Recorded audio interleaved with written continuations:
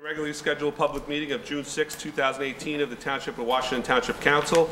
Adequate notice of the meeting was given in accordance with the Open Public Meetings Act by the Township Clerk to at least 2 newspapers in January, and this notice has been posted on the Township Bulletin Board and on the Township website. Please notify the Township Clerk for any disability requirements necessary for attendance at Mayor and Council meetings. The fire exits are located through the double doors to your right and through the door on your left. Please silence all cell phones at this time. Could everybody please stand for a salute to the flag? I pledge allegiance to the flag of the United States of America and to the republic for which it stands, one nation, under God, indivisible, with liberty and justice for all. Roll call. Councilman Bruno? Here. Councilman Casio? Here. Councilman Cumming? Here. Councilman Ullman? Here. Council President DeSena? Here. I guess Mr. Hogan's not here. He's not here yet. Okay. Supposed to be here. Mr. Pollard will be joining us later. Mr. John Hogan is supposed to be here from Bergen County, but he has not arrived yet, so I guess we'll proceed. Yeah. We'll amend the rules when he comes. Yes, we'll have to amend the rules when Mr. Hogan arrives. Reading of the total list of bills, Mrs. Witkowski.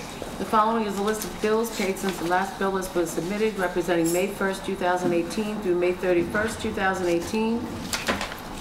Total 2017 reserve, $18,836.45. Total 2018 current, $3,380,507.13. Total capital fund, $132,593.50. Total animal control, $120.60. Total trust fund, $13,196.06. Total grant fund, $16,013.25. Thank you. Can I ask a question, Mike, please? Yes, Mr. Bruno. On page 16. On page 16, okay. Yeah, with the. Can you just give us a second to open it? Yeah. Here you go.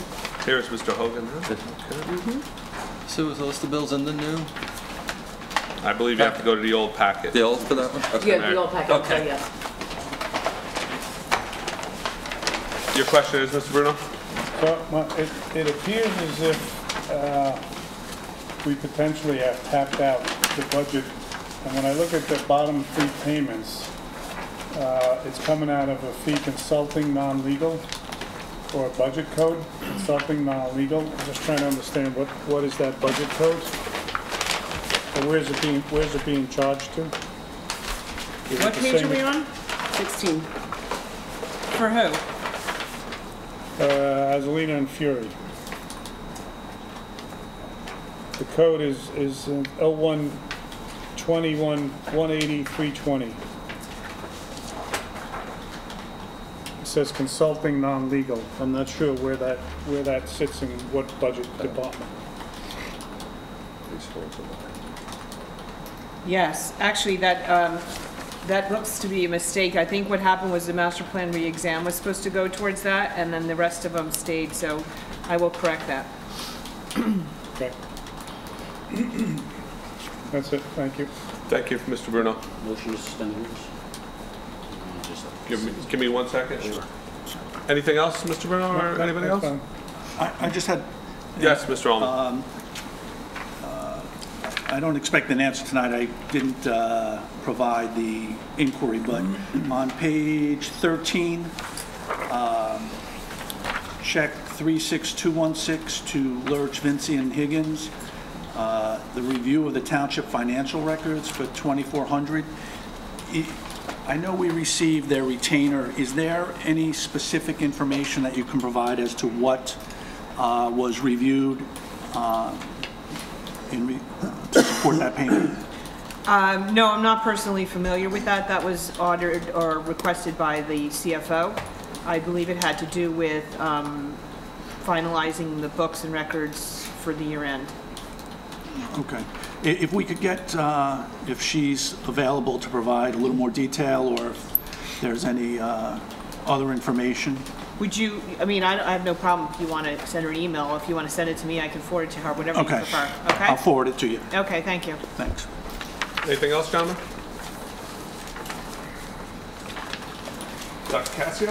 Motion to suspend, entertain Mr. Hogan's. Motion to suspend to have Mr. Hogan come up and give us our Second. historical poster presentation.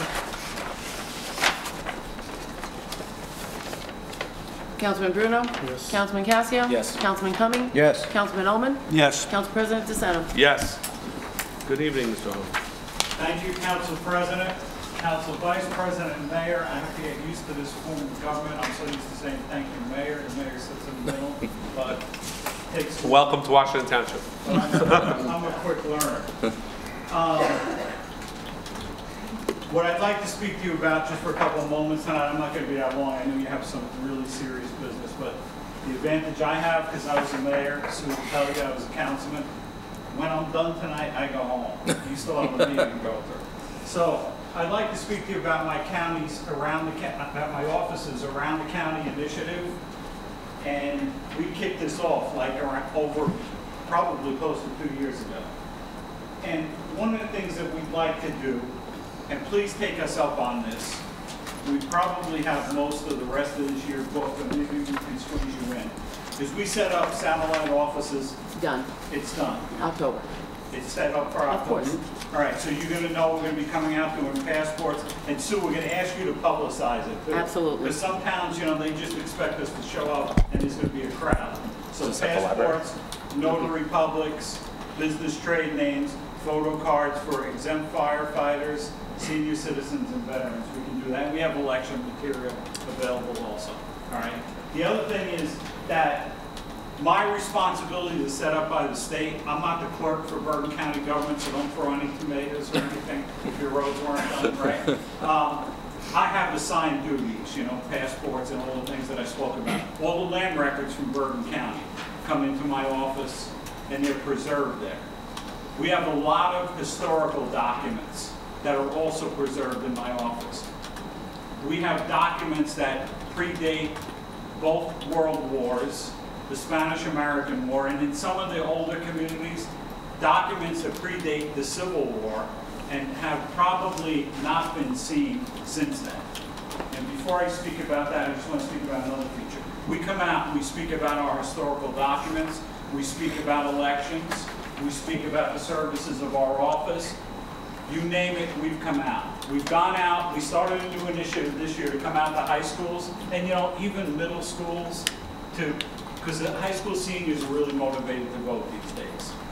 We were in Ridgefield Park last week, we hit an all-time high, 140 some odd and change high school seniors who got registered to vote. And you know, I tell my personal reason, which Sue probably knows.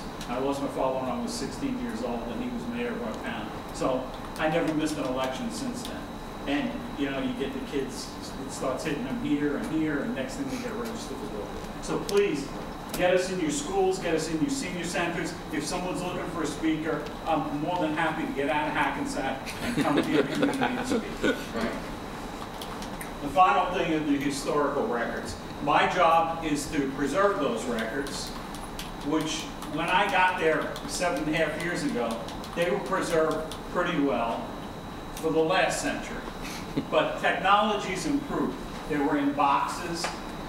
Any of you who are involved in like land records, the maps were rolled up, which probably wasn't a good idea. Some of them were actually folded. That everything should be laid flat. We had historians in. And we took all of those documents that we have, which include the original incorporation papers for all 70 towns, the first elections for all 70 towns. And some of these documents we found, some we're still uncovering. We have the first exempt firefighter certificate. If you serve 7 years or more, we have that certificate.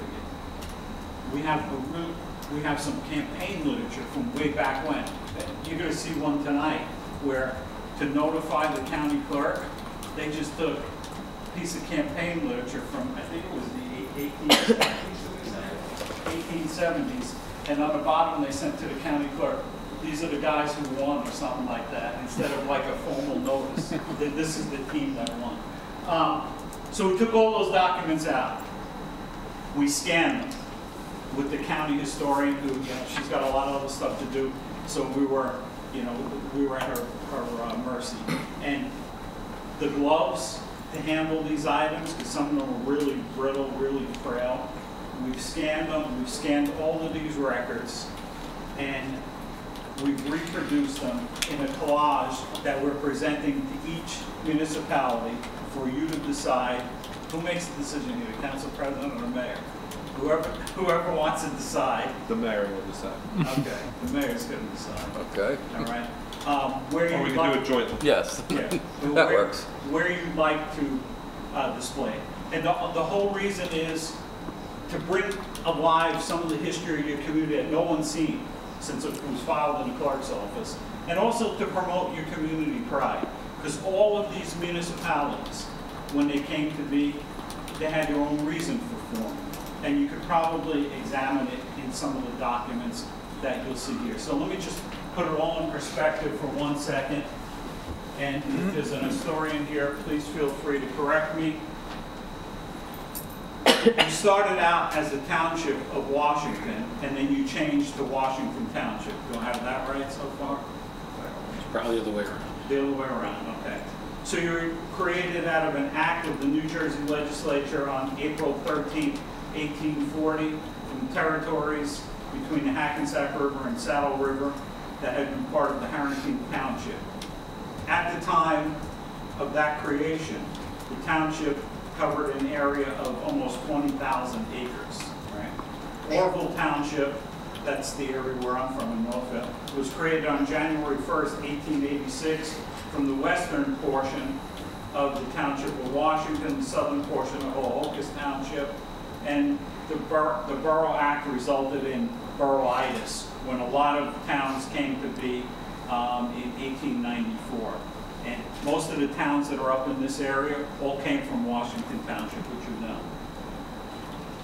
So what kind of documents are we talking about? Here's what was happening when you came to be. Martin Van Buren was the president. He was the 8th president. Samuel Morse patented his telegraph. On January 25th, American naval expedition under Charles Wilkes is the first to identify Antarctica as a new continent. The world's first adhesive postage stamp was issued by Great Britain. And on December 2nd, which I got to go to history books because I just found this out this afternoon, and maybe somebody will remember. December 2nd, William Henry Harrison was elected the 9th president of the United States at that time.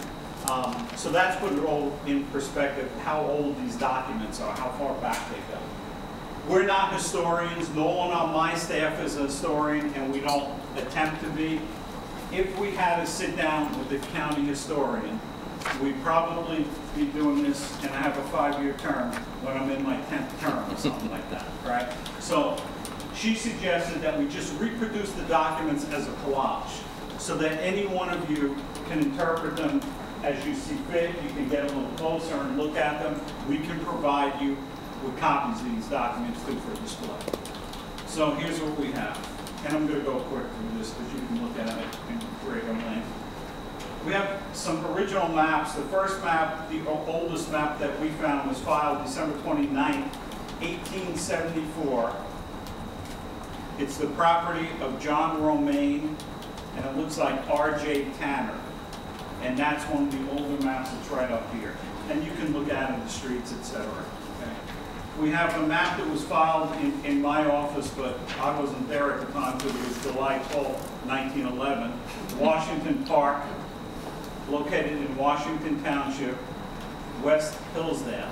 Now, I don't know if this is still Washington Township or if it's Hillsdale.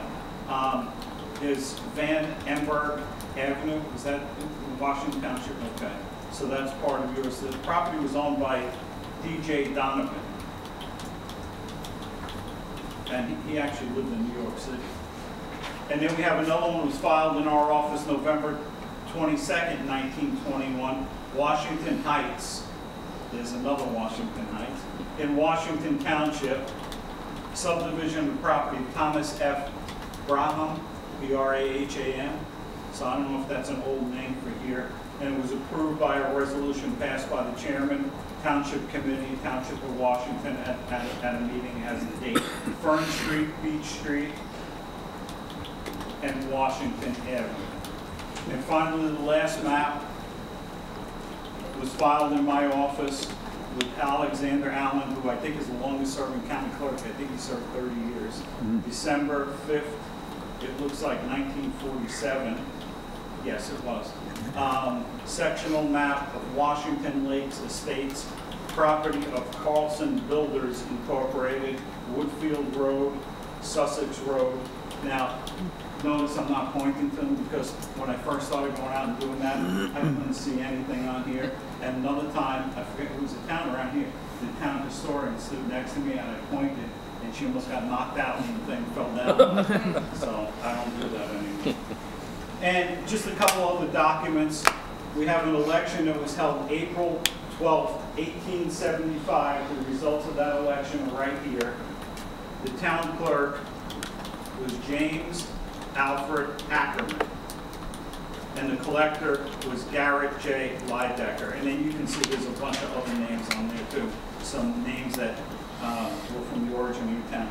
We have the returns of the election held in the 1st District, Washington Township, March 14, 1893. And it has the amount of votes each person received for each different area. There's a list of names here that you probably have some of the descendants here still living in the town, and they'd probably be interested in seeing that. We have March 12, 1901, for Justice of the Peace, Thomas D. Brown. He got 83 votes. Then we have the election of March 10, 1903. Township clerk is Marcellus Post. That name seems to pop up quite a bit. We have constables who were elected in those days, surveyor of highways, townskeepers, and another justice of the peace, James F. Gleason. He got 63 votes. The other guy got 37. And finally, these are the ones that I find really significant. We have exempt firefighter certificates. Those who serve 7 years or more are considered exempt firefighters. Charles Randle, R-A-N-D-L-E, so I think that's Randall, Township of Washington. He joined your fire department January 1939, and the certificate was issued May 1st, 1951. And then Sidney Barnes was the other individual.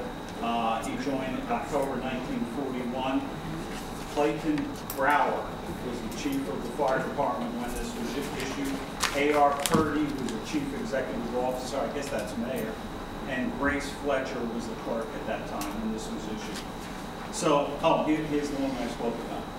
Now, I didn't do this on purpose. This was the document we had. It's right over here, okay?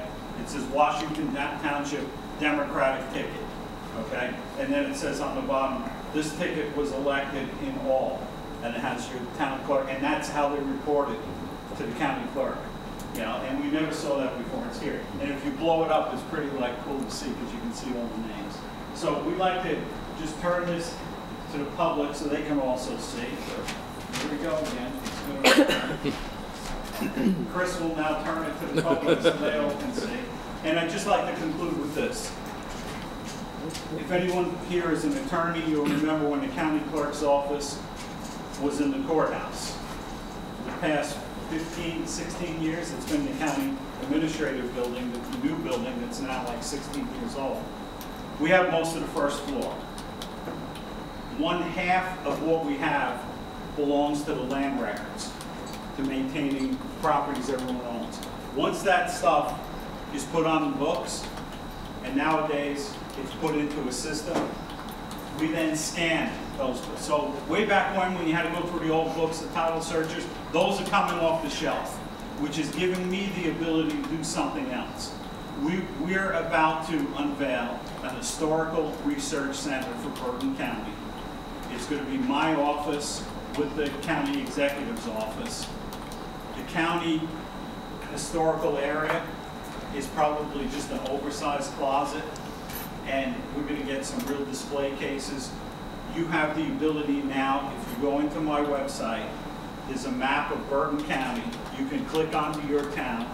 All of these documents and probably more have been scanned in from your home computer. You can print those out. You'll have the ability to come into my office and print them out real size, real big size, and we'll have the staff to assist you. So we'll let you know. We'll notify the council president and the mayor of when it is. And at this point, we'd like to do a presentation. And also, I hope you enjoyed as much as we enjoyed uncovering these documents. Okay, so who'd like to? Mayor, Mayor and Council Council President, go ahead, both of you. I was going to ask the mayor, I think this should be displayed at the public library. Yeah, some An kind of- educational exhibit. We can move it around maybe a little bit. Well, thank you, sir. Thank you. I get a picture of you guys with different time with the newspaper. I get a picture of you guys. You guys want to be here? Chris is going to take one. Okay. You guys in close enough? Close enough? Yeah, whatever you want. One. Sure. Thanks. Is this downloadable? Can I get a copy of this? This will be on our website. Yeah. So, I guess Well- it'll be out there. Yeah, yeah. you can contact us. All right. You got a card? Thank you. Thank you. Enjoy. Hope I didn't take up too much of your time. No, that's Appreciate your Thank you. information. Thank you, and nice seeing you. It was excellent. Take Thank care. you. And we're going to give you all of this. Okay? Good job. Thank you. Thank you. Good night. Have a pleasant evening. Thanks again. Thank you. Good night.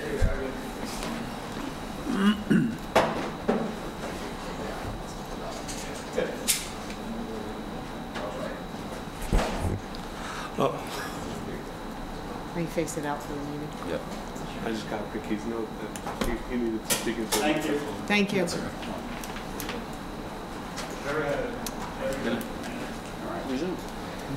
Resuming back with our normally scheduled meeting, approval of minutes, January 16, 2018 regular meeting minutes, January 16, 2018 conference portion minutes, February 5th, 2018 regular meeting minutes, February 5th, 2018 conference portion minutes. Do I have a motion? So moved. Second? Second. Roll call? Councilman Bruno? Yes. Councilman Casio? Yes. Councilman Cumming? Yes. Councilman Ullman? Yes. Council President DeSena? Yes. Public hearing on Bergen County Open Space Trust Fund Municipal Program Park Improvement Application for Senior Citizens Park. Do I have a motion to open to the public? So moved. Second? Second. Councilman Bruno? Yes. Councilman Casio? Yes. Councilman Cumming? Yes. Councilman Ullman? Yes. Council President DeSena? Yes. The meeting is now open to the public. Notice of public hearing on Bergen Open Space Trust Fund Municipal Program Park Improvement Application for Senior Citizens Park was advertised as a display 15 days before the date set therefore under 40A:4-9 on May 11, 2018, in addition to the public notice advertised May 4, 2018. If anyone desires to be heard regarding the application, please raise your hand to be recognized. Come forward to the microphone and state your name and address for the record.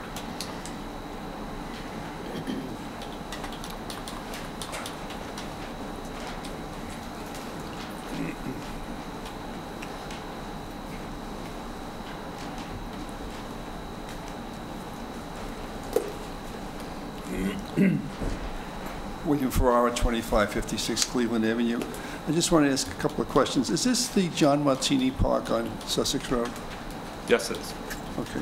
Do you have what type of improvements are going to be made? It's not listed. It says it's per an application, I'm sure, as well. If you give me 1 second, Mr. Ferrari, I have to flip through the pages myself.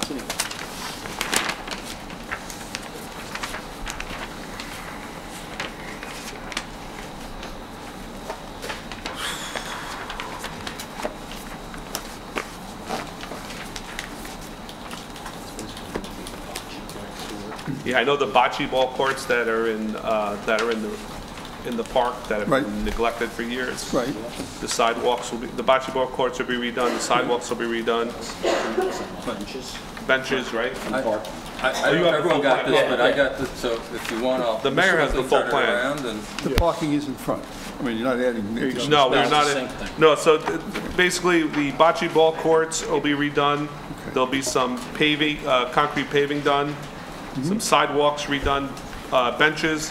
some planters, some garbage cans, and some landscaping, and some new grass. The only thing concerns me is that when I see people in that park now and over the years, it's generally people sitting there having their lunch. I don't think I've ever seen anybody play bocce, even from the beginning, the bocce ball court. I don't think the senior citizens use it. So it's great to have it and improve it, but I think the town, if it's going to spend the money and the county's going to spend the money, you got to do something to encourage people to use it and let them know it's there. And I don't know what you do. So, you know, otherwise, it's nice to have it fixed up, but... Hopefully, if we build it, they will come, right? Well, they built it the first time and they didn't come. No, but Dr. Casio played bocce, didn't he? You played, Yeah, it was 30 but you're not a 30 senior years ago. citizen. You're No, not it a hasn't senior been maintained citizen. in 30 years. I'm going to tell you, most of the people there are not senior citizens. Seriously, I mean, A lot of people do go there and, you know, during lunchtime. That's right. Some people go down Yeah. there with their That's right. dogs and Right. walk them down So- there. But it's not a very active park at this point. see, this is going to be a matching grant, so I assume we're going to spend 15,000 and they're going to spend 15,000. Right? That's matching. basically what it is matching grant. It's a matching grant, yes. So we got to spend 15 and 15, or is it 30 and 30? We have to spend at least what they match. So usually they match, so if we says request and they give us the 30,000. max, and then we have to spend at least that amount, and if there's extra, we absorb it all. Okay. Because, well, this goes into another thing. You know, I think I had spoken to Mary Ann. She called me once about the condition of the roads, and they brought up the condition of the basketball court at Clark Field, which is in pretty bad shape with cracks and so on and so forth. And I know you've put in for grants for Gardner Field and for Memorial Field basketball courts, but I haven't seen anybody putting in a grant request for Clark Field's basketball court. And I would recommend that before you did this, even though it's a good project, to do the other thing because it gets a lot more use than this does. So that's... Thank you, Mr. You're welcome. Would anybody else like to come up at this time to discuss the Senior Citizens Park grant application? Seeing no one, I entertain a motion that the public hearing on Bergen County Open Space Trust Fund Municipal Program Park Improvement Application for Senior Citizens Park be closed and that it be resolved that the legal advertisement was posted on the bulletin board on which public notices are customarily posted and published in the Bergen Record. Motion to close the public hearing. So moved. Second. Roll call. Councilman Bruno? Yes. Councilman Casio? Yes. Councilman Cumming? Yes. Councilman Omen? Yes. Council President DeSena? Yes. Moving on, Resolution 18-219, endorsement of Open Space Trust Fund application. Do we have a motion? Motion. Second? Second. Roll call. Councilman Bruno? Yes. Councilman Casio? Yes. Councilman Cumming? Yes. Councilman Omen? Yes. Council President DeSena? Yes. This time, the report of the mayor. Thank you, Mike. Good evening, everyone. Thanks for coming. Contaminated recycling. We just received a couple of emails yesterday from our recycling company saying that our recyclings are being downgraded and extra charges are being assessed due to excess contamination. I'll read you just quick excerpts from the emails. The attached load was downgraded 40% due to plastics, food waste, green waste, and construction material. Downgraded material will be charged at $150 per ton. Attached pictures are for a load that was downgraded 10% due to plastic bags. Please eliminate any materials that are listed on the inbound grading sheet, which is attached. I didn't have time to check the website, but if the rules are not already on the website, I'll make sure that they are up there and get posted. And if they are there already, I'll have them moved up to the top of the web page. So please take time to review them. So, Mr. Mayor, very quickly, pizza boxes are not recyclable and plastic bags are not recyclable, everybody. Even though we think they are, they're not. They destroy all our recycling loads. Do not recycle your pizza boxes. As pretty as they look at the curb, they're not recyclable. Well, and if I might just And add, bags, and the little bags from like the shopper and the suburban and the Pascack Press, they are not recyclable. yes, to elaborate further, they are not allowed to be included in the commingled, and you're not allowed to use them to put your commingled out. You need to put them loose in a barrel. Also, too, there are people that are putting out their papers and in plastic bags. You can use a paper bag from Trader Joe's or something like that or have them loose in a container, but you cannot use paper bags to contain any of your recyclables. That is what is affecting it. We sent out an email and we posted something on the website about a month ago after we received notice that they were going to be strictly enforcing it. I was a big culprit of pizza boxes. I thought they were, but they're not. All my original boxes. They're actually, Michael, they're actually, if they don't have any oil on them and they're clean. I can't get a pizza without oil on the box. That's not pizza. That's not pizza, right? Okay, fair enough. Intersection. I'll just reread my last comments from the last meeting as I checked with them last week and the status hasn't changed. I confirm with the county that they have everything they need from us and are continuing their work on it. They are not yet able to commit to a definite time frame. Firehouse. The ambulance corps is having internal discussions about moving their location to the firehouse location. Once that decision is made and the preliminary sketches can be firmed up, the architect can give us pricing for the project.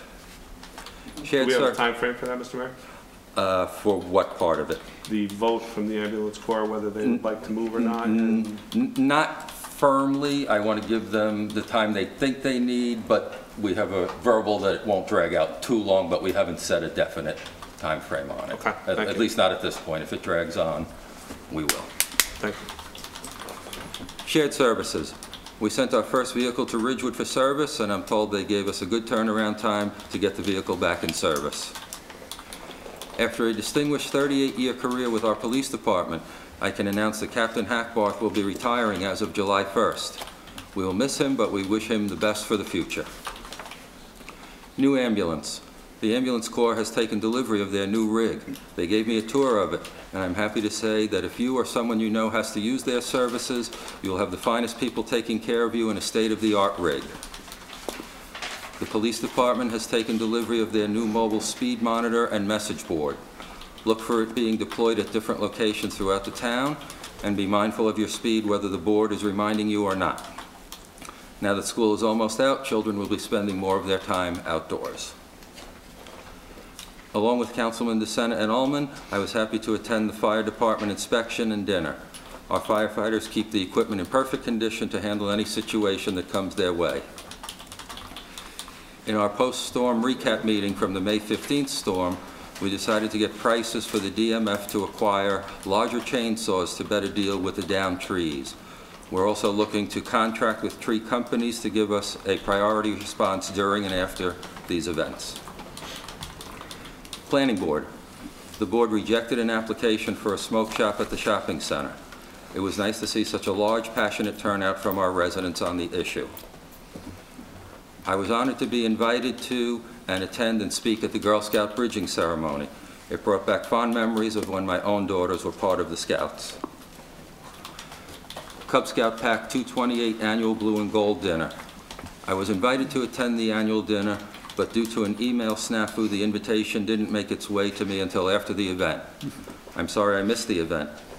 On a related note, if anyone emails me and doesn't get a response within 48 hours, please try to resend your email or call Town Hall and let Bernadette, the assistant to the administrator, and I be aware that you've reached out to me and have not heard back. Memorial Day Parade and Ceremony. It was an honor and pleasure to walk in the parade with Councilman Cumming, DeSena, and Ullman to pay honor to our fallen servicemen and women. It was a perfect weather day, not too cold or not too hot, and no rain for a pleasant change. Flooring.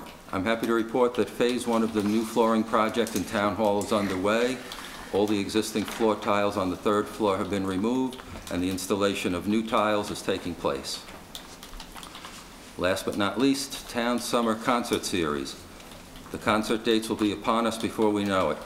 This Friday at 8 p.m., WCTV will air an information session about the concerts, and they will loop it for a while like they do the council meetings, and then we'll re-air it again as we get closer to the dates. Thanks to Pete Neary, Bill Billius, and the rest of the team for working so hard to make this event happen. We also want to thank WCTV and their volunteers for their time and talent to help promote the concerts. Thank you. Thank you, Mr. Mayor. Report of the council, Mr. Ullman. Thank you, Mike. The mayor covered off quite a bit. I just would like to thank the fire department for the invitation to their inspection and dinner. It was a very nice evening, and it is good to see the equipment in top shape and the effort that the volunteers take and the pride they take in the equipment. Also like to recognize the fire department for their invitation to the Memorial Day ceremony, where they recognize fallen members of the department. It's a very nice tribute. In terms of the Memorial Day parade, would like to thank those who came out. And for those who didn't, I think if you're in town, you should make an effort. It's a very nice event. As well as recognizing those who have fallen. We do have a few members of the VFW who march, and it's actually an inspiration to see these gentlemen who, you know, are probably in their 70s and 80s, proudly march with the flag. You know, I was sore after it, and it wasn't that far. So, you know, I think these gentlemen deserve the respect of the residents, which I'm sure they have, but it would be nice for them to see that respect on a day like that. I'd like to thank Dina Burke. I believe she's one of the leads in planning that, and recognize Tom Sears as the Grand Marshal of the parade. And that would be it. So thank you. Thank you, Mr. Hall. Mr. Cumming? Yes, I'd just like to ditto everything that was well presented by Mr. Ullman. I also attended the Memorial Day Parade with Tom Sears as the Grand Marshal. It was nice, very nice town turnout. Today is the anniversary of D-Day. I believe it's the 74th. I was privileged to know a D-Day survivor. And if there are any around, God bless them and thank you. We completed the audits that I spoke about last time for public service to renovate all the lighting and some of the mechanicals here at the buildings, at all the town buildings. We did 6 or 7 buildings and fields in the space of 2/3 of a day. Mr. Lawler arranged things. Mr. Casey actually went around with us all day, and one of the auditors was a Mr. Grimaldi from Van Emberg, who had a very short commute to the audit, and called me today, and he has put in Sherry Field, so I will make another application and get it signed for Sherry Field. And the ambulance corps building and the library building will be included now too, since I saw those people at the Memorial Day Parade and asked them for a public service bill so that we could include their buildings in the audits. The audits are complete on the buildings that were done, about 8 locations, and they are being forwarded to PSE&G, and we should receive word of how much we're getting very shortly on those free audits. And thank you. Thank you, Mr. Cumming. Mr. Bruno? Yeah, I really don't have much to say. I think everybody has said how I feel about what's happened in the town also. Thank you. Thank you, Mr. Bruno. Mr. Cascio? No report tonight. I have a few things tonight. I would just like to thank the fire department for the invitation. It was a great event.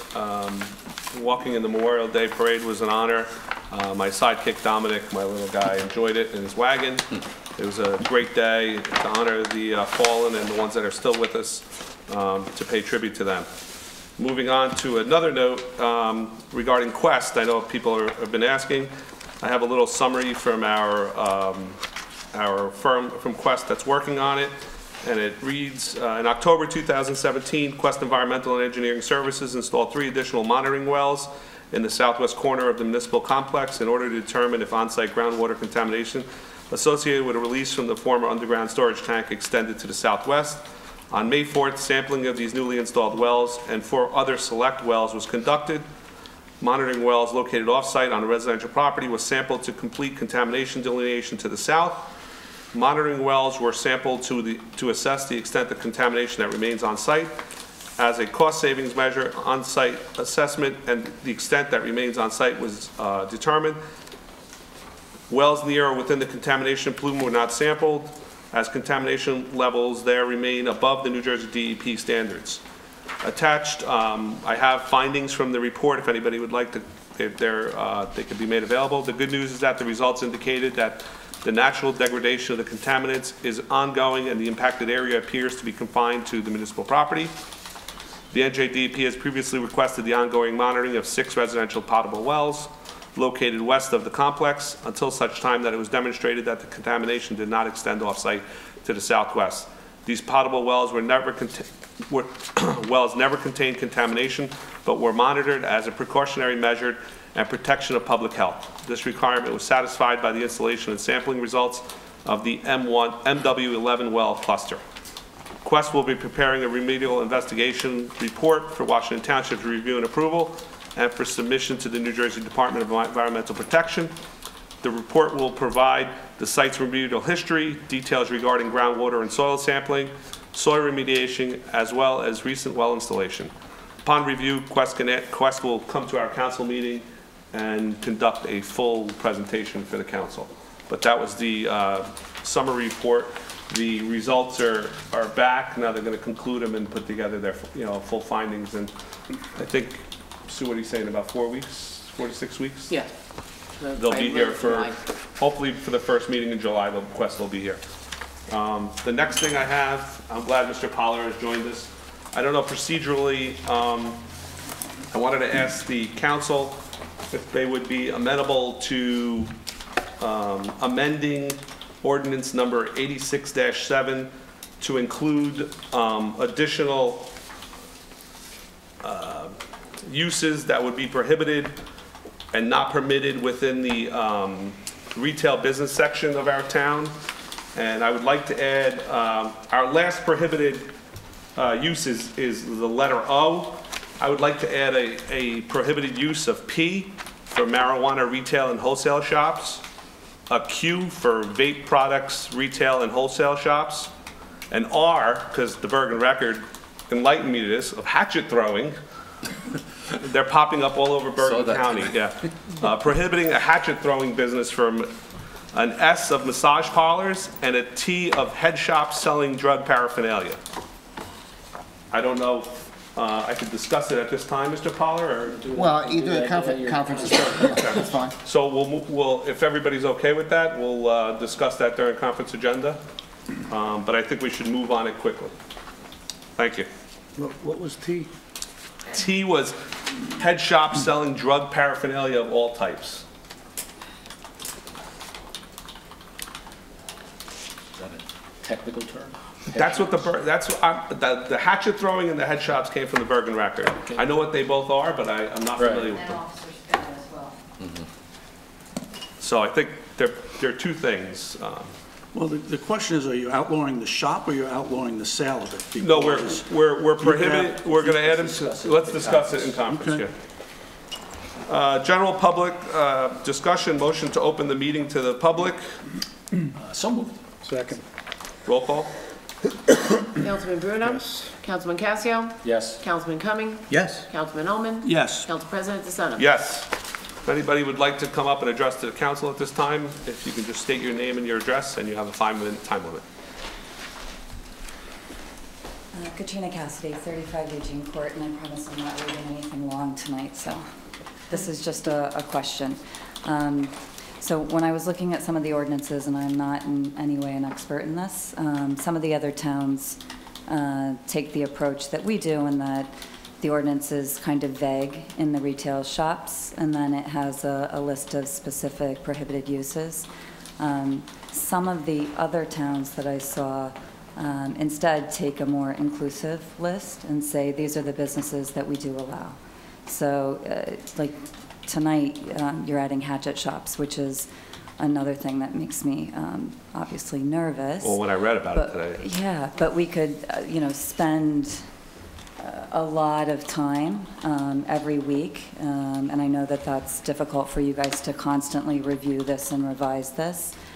Is there a way that instead of doing it with an excluded list that we could maybe look at, these are the things that the town is comfortable with, and everything other than that, we need to discuss, and then it gives us maybe some protection against things that residents are not okay with or that the council's not okay with. Just a suggestion, but I feel like we could be here forever, and obviously I think it's good to have personally, to have the marijuana operations explicit, but I just worry about what some other towns go through with this way.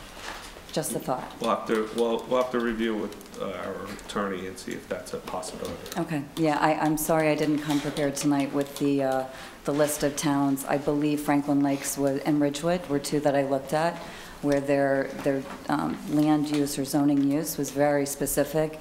We're okay with antique shops and bookstores and dress shops, and the list goes on, probably to include the kind of stores they already have, and maybe we could use those as kind of a guide. Just a thought. Thanks. Thank you. Mike, if I can just make a quick comment on that.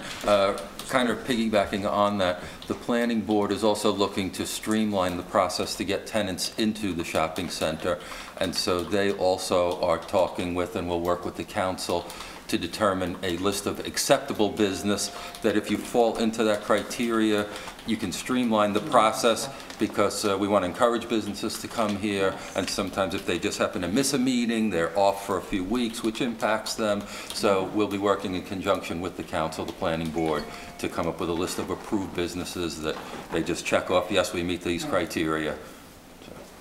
Personally, I think that's great. I think there were some valid points, and we all get better as we go through experiences like this, but I think that's a good idea too. Thanks. Would anybody else like to come up and address the council at this time? I'm sorry, but come on up.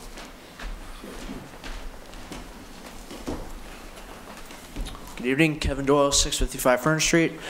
Just wanted to ask the council and Mr. Mayor a question. There's obviously a lot of problems with speeding in this town, especially on the side streets. I live on Fern Street, right off of Washington Avenue, and across from my house, I have my neighbors who I've known for most of my life, and their daughter has 2 children, small children, and I was wondering if there's possibly a way we can put signs on side streets enforcing the 25-mile-an-hour speed limit. On my street, especially off of Washington Avenue, people speed up and down the street every day. It is absolutely ridiculous. There are small children that do live on my street, and I'm personally worried for the safety of them, and I really think that we need to do something about fixing the issue of speeding on side streets, because it's absolutely crucial for the safety of young children living in this town, and also for the safety of their families in this town, because it is a serious issue, and I'd like to find a way and maybe work with you guys if we could possibly put signs on side streets enforcing the 25-mile-an-hour speed limit, because it's absolutely crucial that we protect the lives of young children in this town, especially on my street. Not just on my street, but on all the side streets in this town. So I really think we need to do something about that. If we could possibly do something about that, I would very much appreciate that. I know the DMF, I requested they put them up on Colonial, and the speed limit signs are up on Colonial. Maybe we can go a step further, look at all the side streets that come off of Washington to kind of remind people, because they're turning off of Washington, which I don't, the speed limit 35 or 40. It's 35 on Washington, but especially on... We can expand the signs to more of the side streets to I know remind them when they turn off, Colonial, drop their everybody speed. thinks Colonial is so. Yeah. And another reason why people speed down my street is because it's a cut-through to go through, right? Because I live on the Hillsdale side. And it's really ridiculous how people speed up and down my street, and I'm absolutely concerned about the safety of the children, especially the people who live across the street from me. So if we could possibly do something about that, I would very much appreciate that. Thank you, Mr. Blair. Thank you very much.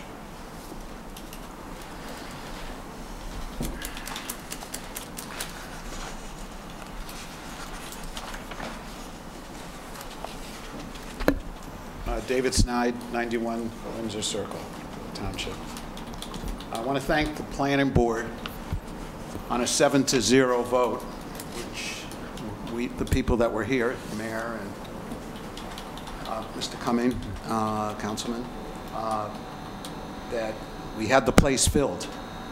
And these are all very concerned parents with their children that live within walking distance of the mall. And we were concerned, their concern is, obviously, that the vapor store that was told they cannot be there, down the road, even though he said in a public hearing that no marijuana will be sold in the store via a letter that he did, I guess, with the lease. I don't really know. I brought up at the meeting that right now there are 6 dispensaries in the state of New Jersey, none in Bergen County. They plan to have 23 when they're done. I saw in the Bergen Record today, I think it said 26, but each dispensary will be able to have 2 selling places for medical or recreational purposes for marijuana. Now, what does that mean? That means if you have a smoke shop, whatever they're carrying, call it vapor store or whatever, that these dispensaries can pick 2 sellers to distribute their merchandise. Obviously, everything has to be legal through the dispensary to the smoke shop. So what is that going to do to the town in the future if we end up with the state, which appears in the next 2 years, that recreational marijuana will be legal? Now today, Woodcliff Lake and 4 other towns said they're going to ban marijuana, okay? And we have an ordinance being drafted with our attorney to do the same thing, Mr. Schneider. Okay, but we have to move fast because we have to have this ordinance in place so the mall owner understands, and he said very clearly, you have no clear ordinance to tell me what I should be doing. And we've talked about these things in the past years about having an ordinance to cover and not be so all over the place, but be specific and have a list. And now, you know, they grow up from these vapor things to going to marijuana or whatever. And the parents are so upset. That's why they came to the meeting, and we need to do something about that. And that ordinance needs to be passed ASAP.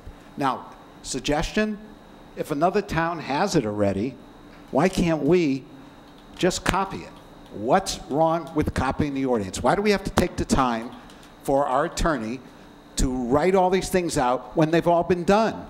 Go to Park Ridge, go to Montvale, go take a look. I'm just suggesting. We have a draft. We have a done. draft. It's done. It's done? It's done for them to look at. It's done. Okay, okay. If it's done, that's great. That's why I said that. I just We're gonna want introduce it to. to- I just want to make sure, you know, when you have a The attorney population. probably did copy it from somewhere else. No, actually, we did. Oh, We okay. actually I did don't care where you something copy. Plagiarism is okay in this because you got the health of the people.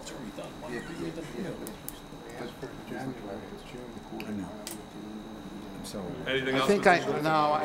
I think I've covered it. You know, we have 6 stores that are selling cigarettes. I think you know that, including 2 gas stations in town.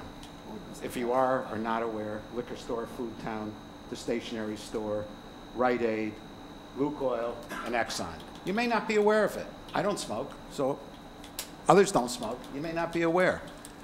Let's listen to what the parents said. Let's get it in place. Let's not have a situation where the mall owner doesn't have a clear focus on this. That is my only concern tonight. That's why I had brought up in my report of adding the 5 items to the prohibited uses on top of the marijuana ordinance that Mr. Pollard has prepared and ready for us to. And how long will that take to get passed? Mr. Pollard? Well, it gets introduced at one meeting, then it gets published, and then 10 days go by minimum to have it out there.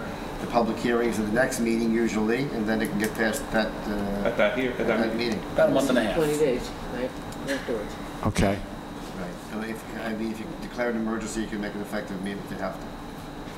We may want to declare an emergency to add the 5 things to the prohibited uses. Okay, well, I mean, we haven't added it yet, but okay. So I didn't hear that. Can we declare an emergency? No, especially Not for the marijuana, but for the other thing. You can't for the marijuana. You have to have an ordinance though first.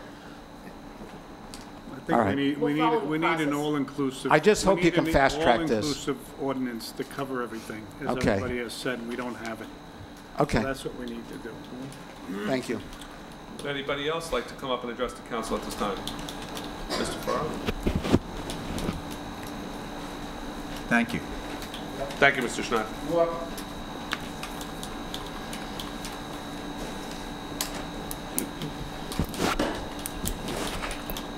Excuse me, I have a lousy hip. William Ferraro, 2556 Cleveland Avenue. I just wanted to say a couple of things about the vaping and selling of marijuana and so forth. I have to ask Mr. Pollard, isn't it against the law in this state to sell any of that material to anyone who's under the age of 21? Well, you can't even sell cigarettes or vaping or anything to That's people right. under So 21. if somebody does it, and if Mrs. You Lipkin... can't sell, right now there is a law that prohibits it. It also makes it a disorderly person's offense if you do it. Okay. So if Mrs. Lipkin was correct at the last meeting when she said that Lukoil is selling vaping equipment, if they sell it to somebody under 21, they're in violation of the law. Equipment or? Mrs. Lipkin? Oh, under 21. Okay. Yes. I think No, her question- she said at the meeting, you can go back to the tapes, that the Lukoil station is now selling e-cigarettes or vaping equipment, Okay, vaping hold on. material. Let Okay? let's make a distinction. Hold on. Let me just stop you one Okay. second, okay? All right. The difference between saying you can't sell it to people under 21 Yes. rather than the question that she asked, which was, could they sell it, say, to an adult? Yeah, Could so- a store, is there a prohibition in this state that you can't sell vaping equipment at all Right. to anybody, including adults? That's the question she asked. Right. Okay, Well, that's a different question. I don't think she, well, I'll debate you about that. I don't think she asked the question. I think she made a asked that statement that they're selling it in that store. She didn't get into the age issue. I got into the age issue because right now, all these parents are concerned The about state law their is kids. 21. The state law is So 21. you could find and file a offense against whoever sold it under 20, to somebody under 21 Under now. 21, yes. Okay, so there's a way to stop this without having ordinances. That's, Well, ordinances we can't have stings of underage sales going on, you know. Well, okay, the ordinance... So that's the problem with that, what you're saying, is, you know, we can't monitor Lukoil or whoever has them and say, well, he's 16 or he's 20 and he's 19 and that's 23. We can't do that, and that's what becomes prohibited. Okay, then my second point on that was, I think it was 2 days after the last meeting when all the parents showed up here. The Bergen Record ran an article about vaping and the effects of it. And their point in the article was, the issue isn't selling it. The issue is, what does it do and what does it contain? And in the middle of the article, one of the things that it contains is the same chemical that goes into antifreeze is in that liquid. So I would say that what we should be doing, in addition to passing all the ordinances prohibiting the sale of this stuff, is engaging our assembly people and state senator to get this stuff banned. Simple. You can't sell it anymore. If you're going to be selling material that contains antifreeze for people who ingest in their body, then somebody must be doing something wrong here. I mean, does the FDA get involved in that? I don't know. But it seems that we're talking about selling, stopping stores from selling this material, not the material itself, and that's where you have to go. That's my opinion, and I'll go on to other things. With respect to the ADA application for Clark Field and Gardner Field, are you going to be expanding the number of parking places over there, in those places? No. It's the same spaces? There will be, the 2 ADA spaces at each one of those locations will be paved, and so the person... Why don't they use crushed stone? Because it's crushed stone, the rest of the thing, the driveway I is understand all that, crushed stone. and somebody that has a disability has a problem walking needs a paved surface or some kind of... Okay, and it's just two that they could places. drive up to and get out of. There'll be van accessible spaces, so they can get out in their wheelchair or their scooter or their walker or whatever it may be. So they're not going over the crushed stone. Okay. The other thing, I just want to catch up on the road program again. The last time I was watching the meeting on television, I thought you were not going to be participating in the Pascagoula Valley Cooperatives this year. We are not, we're at this. But now we have one that says we are. That's been pulled from the, you have a copy of a previous one that should have been pulled. Okay.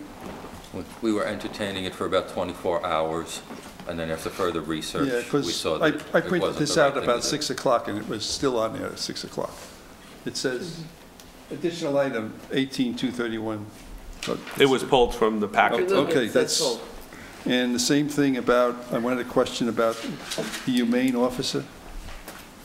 Why do we need a humane officer? Is that an animal humane officer? Yes. What's the genesis for that? Why is Now required by the state. The state mandated. State mandates that there be something? This is not a new position? It is not a new position. Our animal control officer is being named at no additional cost as the humane officer. So Tyco will also be the humane officer at no additional cost to the township. Okay. The other thing is, the two resolutions about sustainable green spaces and green buildings and so forth. I went through them, and I noticed that you talk about commercial, retail, and municipal facilities. Wouldn't you actually require all facilities, including nonprofits, such as the Board of Education, schools, churches, et cetera, to be compliant with that type of building? Mr. Farrar, as green as we'd like to be, yeah, the cost of green sometimes outweighs the benefits. Well, so if we mandate it, doesn't mean it's going to get built that way. Yeah. So I understand what you're saying, but as an engineer, we try to be as green as possible. However, sometimes cost prohibits us from getting the benefits we'd like out of the green technology we're trying to use. And we can't be, we can't make all projects green. So if the town adopts both of these, the sustainable land use resolution and the adoption for green buildings, is that a legal requirement that we comport? I believe Mr. Powell says we try to make everything has to be in conformity with this. My concern is that we are. It's that the town supports. We support it. We support it, and we're going to make an attempt to do it, Mr. Farrar. Not that. It's not going to require it. So if somebody comes in and wants to build a house, they're not going to have to be required to put in solar. This is as not an example. Those resolutions don't pertain to residential at all. It says it residential. It says. Sorry, I think it says retail. I apologize. Yes, correct. Yeah. So okay. I don't want to make everybody upset that we think that we're going to make all their house. No, that's not. I would think. Okay, I just want to. No, I just wanted to. I understand. We will. Those resolutions just basically say that we will make every attempt to be as green as possible to the best fiscal responsibility decision we can make. Okay. Okay. I just was concerned that we're falling into some hidden trap here that we're going to get stuck down the road. All right. Thank you. Thank you, Mr. Farrar. Would anybody else like to come up and address the council at this time? Seeing nobody, can I have a motion to close the public discussion? So moved. Second. Roll call. Councilman Bruno? Yes. Councilman Casio? Yes. Councilman Cummings? Yes. Councilman Ullman? Yes. Council President DeSena? Yes. Ordinance adoption, second reading. Ordinance number 18-07, an ordinance establishing the position of municipal humane law enforcement officer. Resolution number 18-220, authorizing second reading and open a public hearing for ordinance 18-07. Do I have a motion? So moved. Second. Sue, you decide. Councilman Bruno? Yes. Councilman Casio? Yes. Councilman Cummings? Yes. Councilman Ullman? Yes. Council President DeSena? Yes. Motion to close public hearing for ordinance 18. you have to have a Oh, I'm hearing. sorry. Would anybody like to come up and discuss the position of municipal humane law enforcement officer at this time? Seeing no one, motion to close the public hearing for ordinance 18-07. Steve? No. Let someone else do it. Motion. Motion. Second? Second. Roll call. Councilman Bruno? Yes. Councilman Casio? Yes. Councilman Cumming? Yes. Councilman Oman? Yes. Council President DeSena? Yes. Motion to adopt ordinance number 18-07 at second reading by title. Motion. Second. Let's be clear about this. Councilman Somebody Bruno? used to say. Yes. Councilman Casio? Yes. Councilman Cumming? Yes. Councilman Oman? Yes. Council President DeSena? Yes. Consent agenda. All of the following items have been determined to have the unanimous consent of council and will be enacted in one motion. Should any item require independent consideration, any council member may have such item removed from the consent agenda. Resolution 18-221, authorize refund of building permit fees, block 3116, lot 17, in the amount of $791.80. Resolution 18- oh no, that's been pulled, right? No, that's on. Oh, that one's on? That one's on. Resolution 18-222, authorize the advertisement for bids for the 2018 road program. Resolution 18-223, authorize refund of park permit fee. Resolution 18-224, authorize advertisement for bids of ADA parking spaces at Gardner and Clark Field, contract with Bergen County Community Development. Resolution 18-225, Chapter 159, request approval of revenue and appropriation, NJDOT 2018 Municipal Aid, Robinwood Road. Resolution 18-228, authorize refund of engineering escrow, block 3116, lot 17, in the amount of $1,462.21. Resolution 18-229, endorsing the adoption of green building practices for civic, commercial, and residential buildings. Resolution 18-230, endorsing sustainable land use pledge resolution. Resolution 18-232, authorize contracts for goods and services through the Bergen County Cooperative Purchasing System. Resolution 18-233, certification of emergency medical services ambulance corps. Do I have a motion? So moved. Second. May I ask a question? Sure, Mr. Bruno. So on 18-222, 18-222. which is the authorization advertisement for bids for the road program. Yep. So when we go out for bids, I mean, what's the timing? I mean, you know, when are the roads going to start, I guess is my question. You want to answer it, or shall I? Go ahead. I'll jump in. Okay. Mr. Azzalina has indicated that he hopes to have the roads, you approve the roads at the next meeting, and then go out to bid shortly thereafter.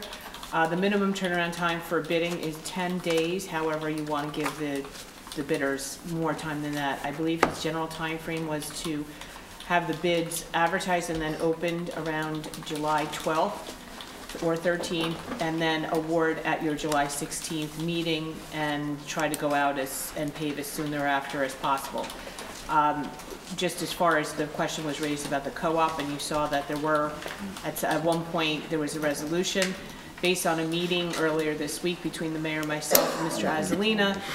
He had asked if there was a possibility we could explore the co-op. I made calls to my fellow administrators. They said, sure, there's time.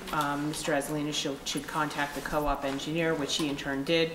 And after that discussion, he realized that we didn't get any time advantage for going through with the co-op, because in fact they would award after us, given what the time frame I just gave you. And in order to retain the control that is a benefit when you do it yourself, his recommendation was that we proceed outside of the co-op. Thank you. Does that answer your question, Mr. Bruno? Yep. Any other questions, John? Yeah, 18233. Can I ask what we're certifying? I don't recollect this ordinance or this resolution previously. I don't know if this is done annually. I mean, This is the new one, Mary Ann, for the ambulance that they had to get in order to register the ambulance. Oh, I haven't seen it. Oh, I believe that it was done in connection with their registering the ambulance, the new ambulance. And it was a requirement of the DMV that the governing body certify whatever is being presented in the resolution. I think Sue did that based on the language, exactly what was given from the DMV as being required.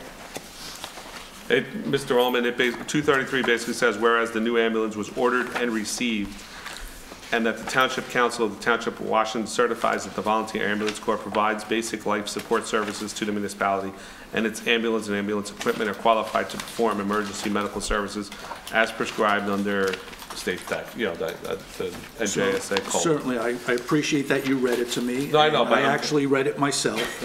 I guess my question is, I didn't know if you had it in front of you. who's certifying this, or have they certified to us that they do this? I mean, I have no problem. They're a volunteer ambulance corps. I mean, if I ever find myself on the floor, I hope they come and get me. But, we're being asked to certify this. I just want to understand what we're actually certifying and what they're qualified as. So, I mean, I'm happy to pass it, but I would like to understand, qualified to perform emergency services. How do we know they're qualified? Can we have Sue follow up in the morning and get us an answer, Mr. Holman? I mean, the only other thing I can add to it on my own personal knowledge of ambulance build and that stuff is that they've got to go through all the training, so they've got to be well-trained professionals, volunteer professionals. Again, I'm not doubting that. I don't know.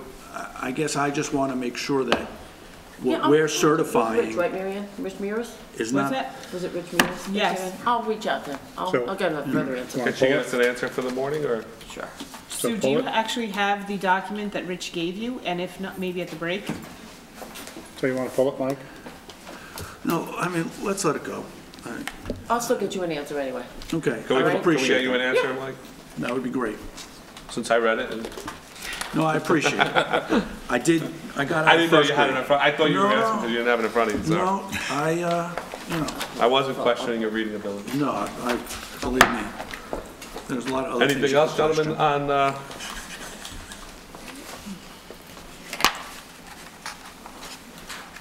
Not for me. Roll call?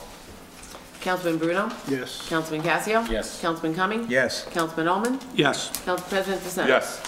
Adjournment to conference agenda motion? So moved. Second.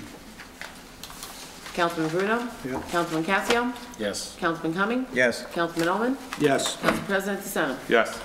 The next regularly scheduled meeting of the Township Council will be on Monday, June 18, 2018, beginning at 7:30 p.m.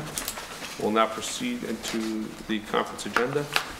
Excuse me, Council President? Yes. Can we add a discussion item? Sure. I'd like to discuss planning board approvals and enforcement of planning board, I guess, decisions, specifically around trees. Okay. So we'll put that as 14 if you're okay, as number 9 in the council? That sounds fine.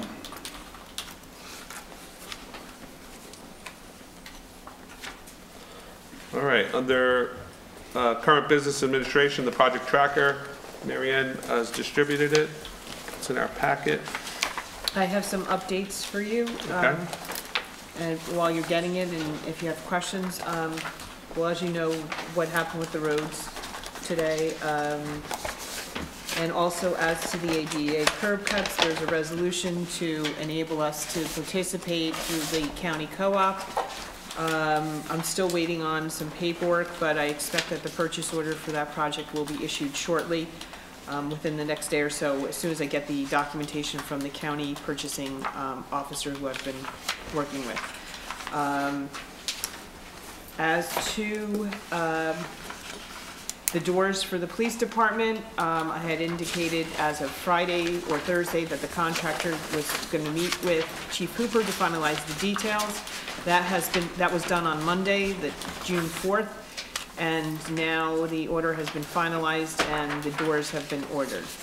The tax window, the window is actually expected to be ready at the end of this week. However, it's going to be delayed. The installation will be delayed until the flooring is completed. And let's see, the flooring has started, and I know it was addressed by the mayor. So they're going to wrap up the third floor Thursday, hopefully, and move to the court office on Friday, and then address the second floor, which is the hub of the town hall, next week. And as to the personnel matters, I just wanted to mention that we've received so far two resumes for the CFO position. I had contact from one who had asked some questions, and I suggested that he submit an application. I'm waiting for that. And again, the period is open for a while, but the mayor and I will be reviewing those to discuss those. Code enforcement official, we've received a number which are seemingly qualified, and I was able to persuade Mr. Mazinek to continue on through the 15th and the ideal would be to have somebody on board on the 18th. And the mayor and I have to discuss those resumes and schedule interviews in the next few days or next week. I got a call today, if Mr. Mazin is still around, on Ridgewood Boulevard North, behind the condos or townhouses. I don't know what they're called. Can you send me an email? That's the easiest way to do it, because then it's precise. Yep. As far as the grant writer, the ad is running on this Friday for the request for proposals, with the opening to happen on June 28th, with the ideally that you would award at your July 2nd meeting, assuming we get acceptable responses. The audit, they returned on this past Monday, and Mr. May indicated that the report would be issued in the last week in June. And unfortunately, we have another resignation of personnel. My assistant, who was doing some flexible hours to accommodate her personal situation, is finding it too difficult. So we'll have to be hiring for that position, unfortunately. Who's that? I don't want to mention names, but you know, the purchasing assistant payroll clerk. So we have an ad in the paper for her? No, it just happened. Oh, it just happened. That's a big loss, right? Very big. Yeah. I tried to avoid it by accommodating, and then, you know, as you know, I was trying to fill in too, and it just. Anybody else have any questions for Mary Ann? Just a question. So the ADA curb cuts on the county roads, those need to be done, and then the county can come in and pave? Is that the idea? That's my understanding, although we had a discussion when we met, the mayor and I and Mr. Azzolina, about, you know, is there any way to get the county to do the paving beforehand, but there's an issue of the curbs. The curbs have to be flush with the existing pavement.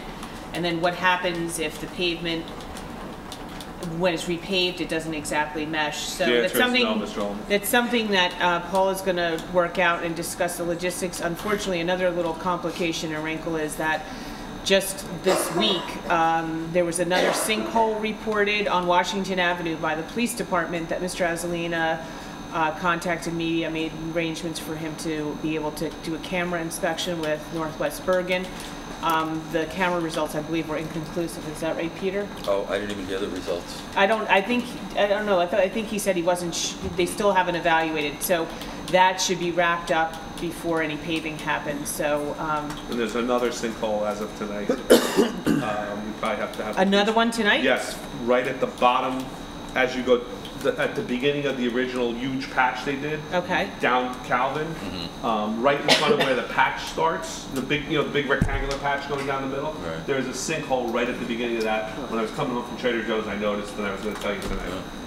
Okay, I'll shoot Mr. Azzolina an email right now. There's actually two of them right there. So. By Calvin. Okay, I'll shoot him an email. Tell him at the bottom of the rectangular box from Calvin. Okay. Anything else for Mary Ann? Well, when the roads are paved, would we be able to put boxes in front of, on Washington at Meiston and Washington at Clinton, in terms of a traffic control box, so people don't block the box? And I've asked Paul to talk to the county about that. I think they were amenable to that last time. Okay. Yeah. All right, that's it. Thanks. And just in connection with the flooring, Mary Ann, I want to mention about Tuesday. I didn't know what your final decision was on that. Well, just to put it out there to the public, the second floor is slated for flooring on Tuesday, so the staff will be disrupted in what they can do. So town hall may be closed that day or very light activity. So if you can postpone your visit to another day, it would behoove probably you and the staff. Yeah, in any event, they are going to be working, I believe they're starting Monday evening. The original schedule contemplated evening work. The third floor is less trafficked, less frequently trafficked than the second floor, so we were able to accommodate their request to work during the days. However, even if they demo next week, it's not the best idea to be having the general public walking about on next Tuesday. We're going to try to do it so that the area right at the top of the stairs near the clerk's office and the tax office, which are the most frequently visited offices, is done first, and then they can progress. Whereas now they're doing complete demo of a floor and then laying. We're going to ask them to do demo and lay a section, and then demo and lay the rest. So we'll post a sign, but any of those people who are watching, it's actually good that there's no tax payments due, and licensing fees, or most of the licensing has happened already with animals and so forth. Will still be available by phone. We should probably have it on the bulletin board out front and on Sure. the website. Yeah, once we know for sure. Anything else on the project tracker? Moving on, the mayor touched base about the firehouse. Does anybody have any additional questions regarding the firehouse progress report? Intersection progress report. The mayor also, we discussed it before. Does anybody have any additional, Mr. Bruno, anybody? No. Okay, the Red House, Mr. Mayor, any update on that? Yes. Ken, am I allowed to say? Yes. What's up with that? Okay, I wasn't sure. We sent the occupant notice to vacate the premises. He asked for a meeting with myself and the administrator, which we had a little over a week ago probably. He asked if we could give him a little more time with November, end of November being the absolute drop dead date, if you will. He brought a check for $2,000 to apply to his rent in arrears. He promised to bring the rent fully up to date as part of this agreement, and with the understanding that we're putting in there that either side has a 30-day out, so if we need that property for anything before November, we give him 30 days notice, and if he has found another place before then, he can give us 30 days notice. And also there will be a release in there asking him to sign stating that in exchange for staying, you agree not to bring any actions against the town for any potential hazardous conditions that may exist in the house for your extended stay past when we wanted to have you leave. Did I kind of recap that? Since we asked them to vacate? Or if we take a straw poll? You can take a straw poll. Is everybody okay with the terms that have come back to us? I'm only okay if he brings the rent up to date.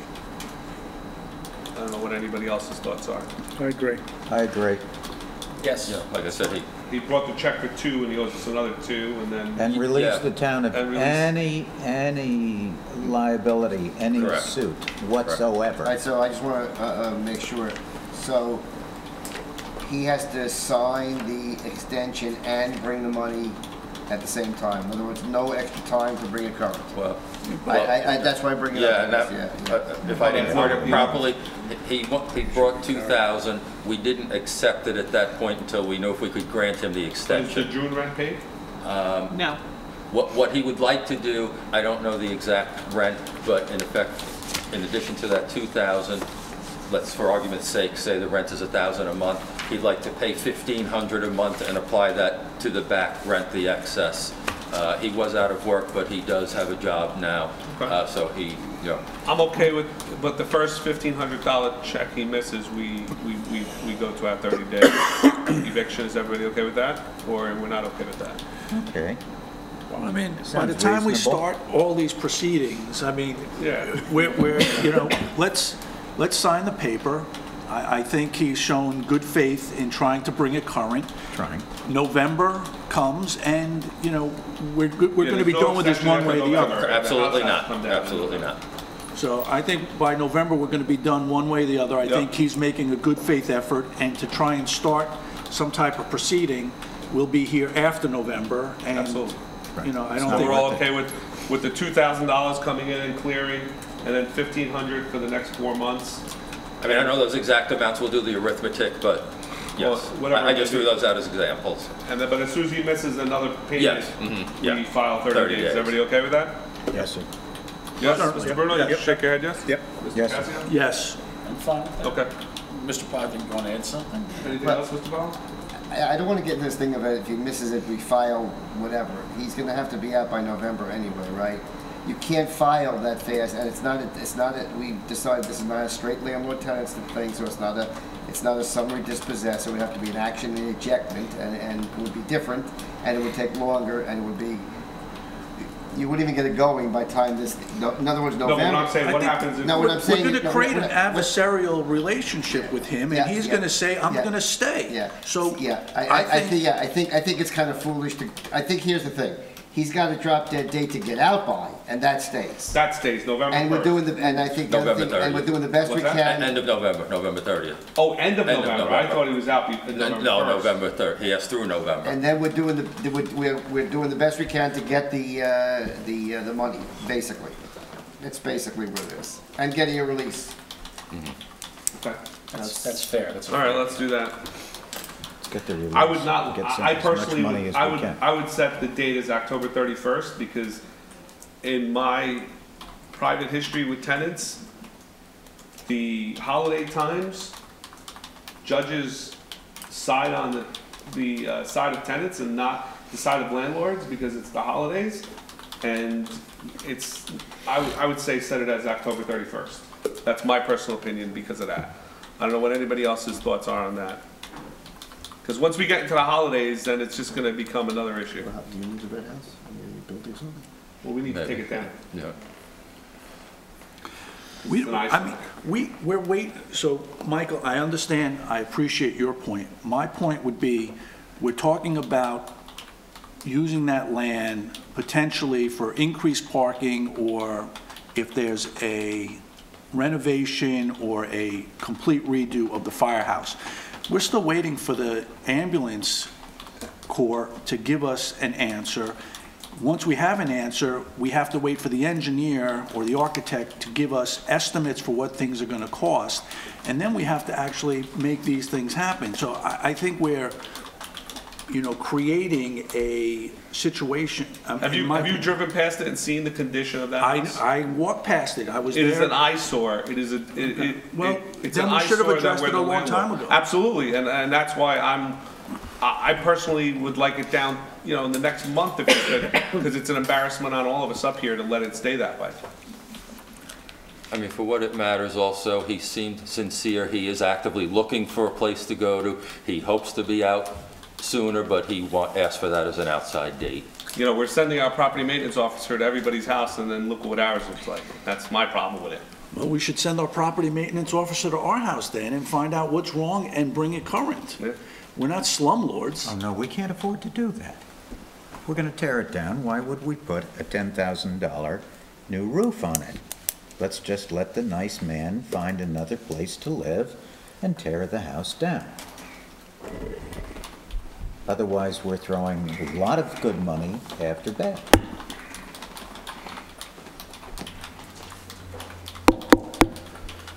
So, what's the pleasure of the majority here? Mr. Holman, you're good for November 31st? I am. 30th. November doesn't. November 30th. I'm sorry. I'm thinking of November 30th. I'm fine with November 30th, the terms that were discussed. Yes, I agree with Mr. Norman. I'm good with November 30th. As long as it's vacated by November 30th. Good. There's your answer. Quest results I presented before in my report. The labor attorney recommendations are attached to the packet. Mr. Bruno, have you had a chance to review Can we it? just go back to Quest? Sure. So, I'm just a little unclear as to the email or whatever, the letter or whatever it is they wrote, because they said they did testing, but it seems like they took some sort of Fifth Amendment on the plume where it exists or doesn't exist. I'm not quite sure. No, they what made it clear said. the plume exists on our property where the, when I read it. Where the DMF is? Where the tanks, where the underground storage tank extended next to the DMF, yes. So it's still an issue. But it's attenuating by natural attenuation at a satisfactory rate, is what they've said. And if I might add, Michael? Yes.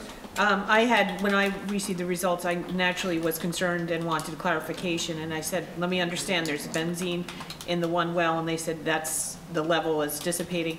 I asked them if there was any concern for any visitors or employees, and they assured me there was not. That a while ago, I think 2011, They did a vapor study. they had done a vapor study, and it came back that it was safe to be there. So, you know, the safety of everyone was foremost on my mind, like yours. Yep. Anything else, Mr. Bruno? No. Moving on to the labor attorney recommendation. Mr. Wiss's resume is within our packet. I believe that came from you, Mr. Pollard? Yes. So that would be Mr. Pollard's recommendation for the labor attorney. So, Ken, did you have a chance to talk to Matt? I did call him, I did speak with him. Okay. And part of what I do is I call around to find out experience with various people. I also asked Matt to send me a proposal, but I haven't gotten a proposal from him. Okay. But, and I'm sure he's good, but at the current state where we are, I believe the PBA has requested the negotiation start. I think we got a letter that requested that. Oh, we didn't see it yet. It just came in. Oh. Yeah, they sent it to me, just... No, okay, well, I'm saying we But didn't. moreover, Mr. Wiss is eminently qualified, as Absolutely. you can see. He represents numerous municipalities. I've worked with him going up to the Supreme Court, as I said before. He's very well thought of, does a really good job, so. Okay. So how do we handle going forward now? Because the mayor and Councilman Cumming have to recuse themselves, so this is be a council discussion? Yeah, I'm gonna discuss it with Ray, but that's the way I believe it's gonna be, With who? With Ray Wiss. Oh, Ray Wiss, Mr. okay. Wiss. So, I'm sorry, Mr. Wiss, I'm sorry. So we'll have, the council will have a committee, kind of? Yeah, the committee, yeah, So exactly. okay, good, thank you. Any other questions regarding the labor attorney at this time? Yeah, Mr. Rama? Are we naming the firm or are we naming Mr. Wiss? I'm gonna name Mr. Wiss. Okay, I mean, I understand he's supported and he's part of the I'm firm. gonna name Mr. Wiss. Okay. Yeah, that's, I don't wanna deal with any associates or other people. I want Mr. Wiss. Yeah. Okay, thank you. Did he give you a rate, Ken? He $150 an hour, which is on the lower end of what the rates are. He gets higher rates, but I talked to him about it, and he said he would. Okay, thank you. Codification, Mr. Pollard? I'm actually anticipating it this month, later this month. Okay. Anything else, Mr. Bruno, you'd like to know about that? No, just the time. So we're looking at sometime this month, we'll get it from? That's what I'm anticipating. I was in contact with General Code, that's what their anticipation is, and it's pretty much on schedule for what they told me originally, so it seems to be working fine. Employee performance implementation of program. Have we looked at how we could do that, Mr. Pollard? We were talking about it. Right, Mr. Bruno? That's Yeah, yeah. Can we implement it to our municipal employees, some kind of? Well, wasn't there something about our employee handbook? We're going to update that or something? I don't know. No, we already do It's a- evaluations. Yeah, I wasn't And they supposed to do are anything on that.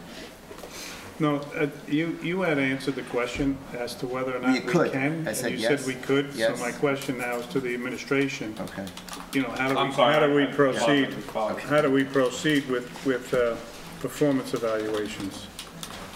You know, I mean, the discussion's always, 1.5% across the board versus somebody getting nothing versus somebody getting 3%. You know the old story. So that's what the whole plan is about. Well, this year, some people got more than 1.5%. Right, but we're talking about a performance implementation program if we're going to do it for next year. I thought I had said at the last meeting, or maybe the meeting before that, when I checked with all of our local towns at the Mayor's Association, the 6 that I checked with, none of them did it for the reasons of, being concerned about, being sued potentially. How was the evaluation done? I don't remember hearing anything about it, since I reported that to the council. So I didn't know if it was still something we wanted to pursue or not. Well, I'm sure somewhere along the line, someone has created a rubric to evaluate job performance. And you have to be objective as possible, and that's really the only way you can do it. Or then it becomes very subjective, and I think that's the major problem when you talk about evaluating job performance. So it has to be set in stone. You have to have a quantitative measure to assess their performance.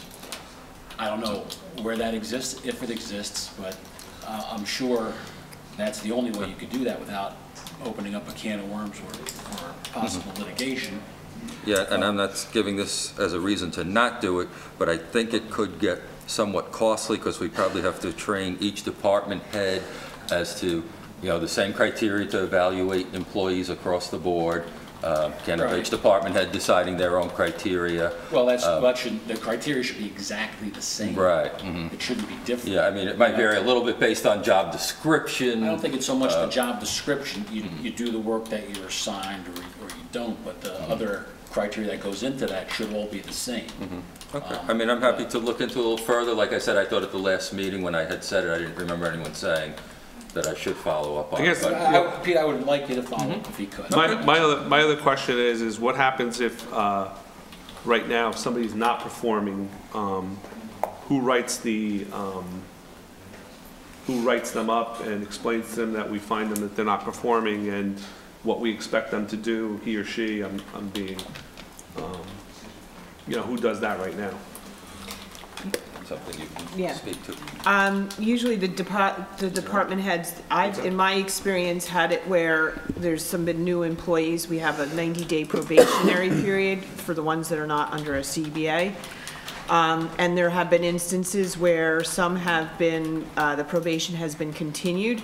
At the time, I can think of at least 2 that I sat down and gave them specific criteria, things that were not done. I have examples, for instance, if there was But was it written or verbal?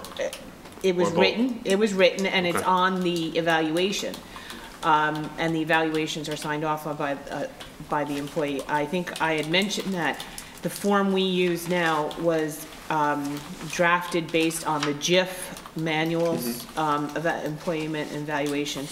I wasn't crazy about it because it made you like pigeonhole, and there was one person was never right in one of the categories. Basically, it was derived by below expectation, at expectation. There's various, and again, the problem with that is the expectation level, which I have seen. I see some above expectation, and I say to the department head, well, you must have very low expectations. So again, there is some room to make them, I found that that's frustrating, and that you do, if you did have something that was, like you said, more precise, it's very hard to implement, but it's certainly something we can look at, because I personally, it's up to the mayor because he's the head of the administration, but I personally do like evaluations. I think they're a useful tool. I know some employees cringe when they hear that they're going to be done, and others welcome the feedback. But I think they're useful for everybody involved in the process. Yeah, I think also. I'm happy to take it to the next step.